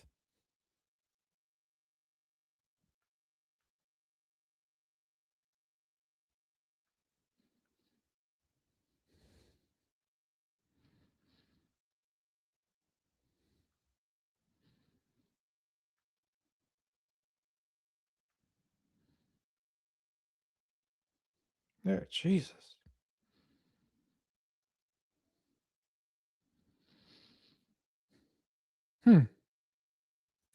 Apparently nobody knows. Isn't publicly confirmed. How about that? There is a documentary that is available on our website, What a Woman Is. And it's it goes right along with the book that I wrote, when you learn the history of feminism. And I say this as someone who thought I was a feminist when I was young. Then I learned the history and where it comes from and witchcraft and all of this stuff. It's quite stunning. I'm going to show you guys a little preview from this documentary, What a Woman Is. Take a listen. It's been answered simply, a woman is not a man. But in our age, it's never been answered with any specificity what a woman actually is. The main thing that people need to grasp is that patriarchy is reality. You have no choice between patriarchy and no patriarchy. Feminism is one of the key elements they had to do first to bring about all the other revolutions. So whether it's the 60s counterculture revolution or whether it's the biological trans revolution, all of that had to be preceded by the feminist revolution first. In marriage, the reason you can't have mutual submission is because there will be times in which decisions have to be made in which the wife and the husband do not necessarily agree. This is why ultimately, in the end, the husband has to be the head of the household and make the final decision. And on a side note, speaking of this, if you watch HG Tudor, I've interviewed him a couple times on this channel. He did a 10-part breakdown of Candace Owens and her background. It's very interesting because he goes through it with the lens of, oh, is she a narcissist or not? But it's interesting what they uncover. Her character is certainly questionable if you watch that series. But what he said there reminded me of that. Scripture does not give us a safe place from the directives of God. So any woman who's truly feminine, according to a feminist, is degraded. Are you interested in knowing what the truth is? Are you willing to submit to the truth? Now you need to be ready to change whatever plans you think you had. You have to decide what kind of woman you want to be.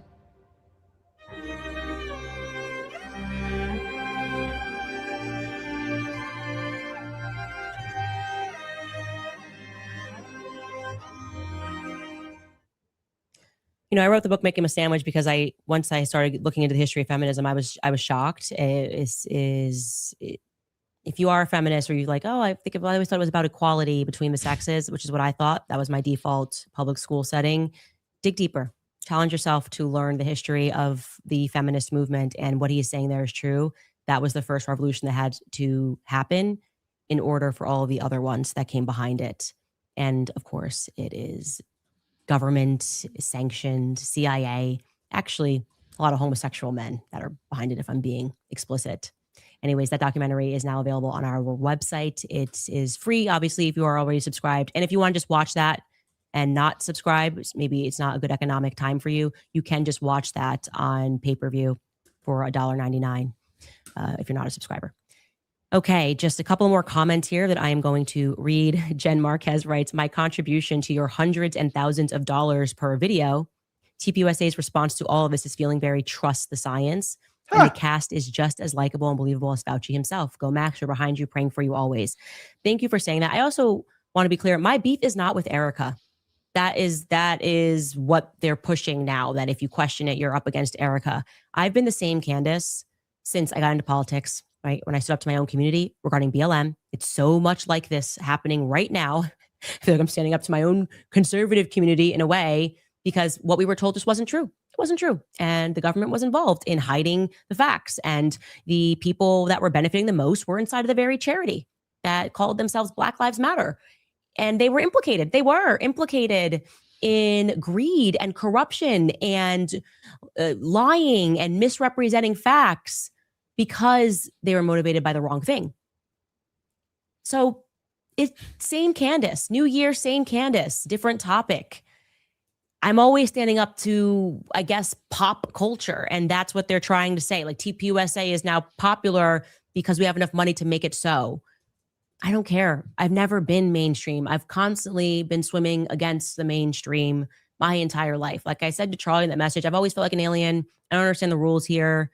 I don't know why it's required that I be fake and gay to live on this planet. Okay. But I can't do it. I spiritually can't do it. So what is next? What is the next thing? We've done the fake Bible stuff. Now we're doing the grieving widow. How dare you, Greta Thunberg? How dare you question anything? We've done the evil, demonic. We've done everything. What is next, guys? Okay. We'll figure it out. We'll see you tomorrow. All right. That was it.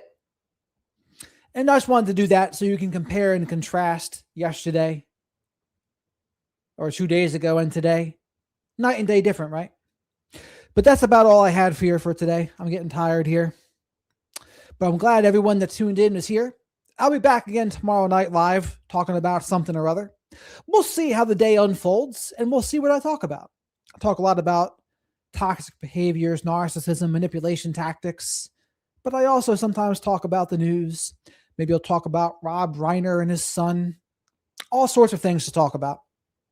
Appreciate you, Scale. I appreciate everyone who was in the chat. A lot of new people here, which I love to see. Tell a friend. I appreciate that, Scale. Awesome. And yes, she had 4.5 hours, and she ended up saying nothing. She confirmed one thing, that, call logs that you don't even really know if that was truly confirmed or not. Text messages, okay, they were on Telegram and Signal, sure. And then, yeah, she confirmed that she doesn't think Tyler pulled the trigger, but he was involved. But there was no real pushback. There was no pushback. There was no back and forth. There was no nothing. So, appreciate you, no ride. Definitely. Thank you, Derek. I'll see you all tomorrow. Because you don't have to go home, but you can't stay here. I'll answer the last question is, could you not tell the difference in her tone and energy? That video I just played was from a couple days ago. Much more assertive, much more confident, much more go-getter. And then today, it was like, where'd the bite go? Where'd the teeth go? Gone. Gone for now. It seems like they came to some sort of understanding where, okay, Candace is going to chill out. That's what it seems like to me. But we'll see. I'm not saying that's what it is for sure. Things will unfold, though. All right, everybody.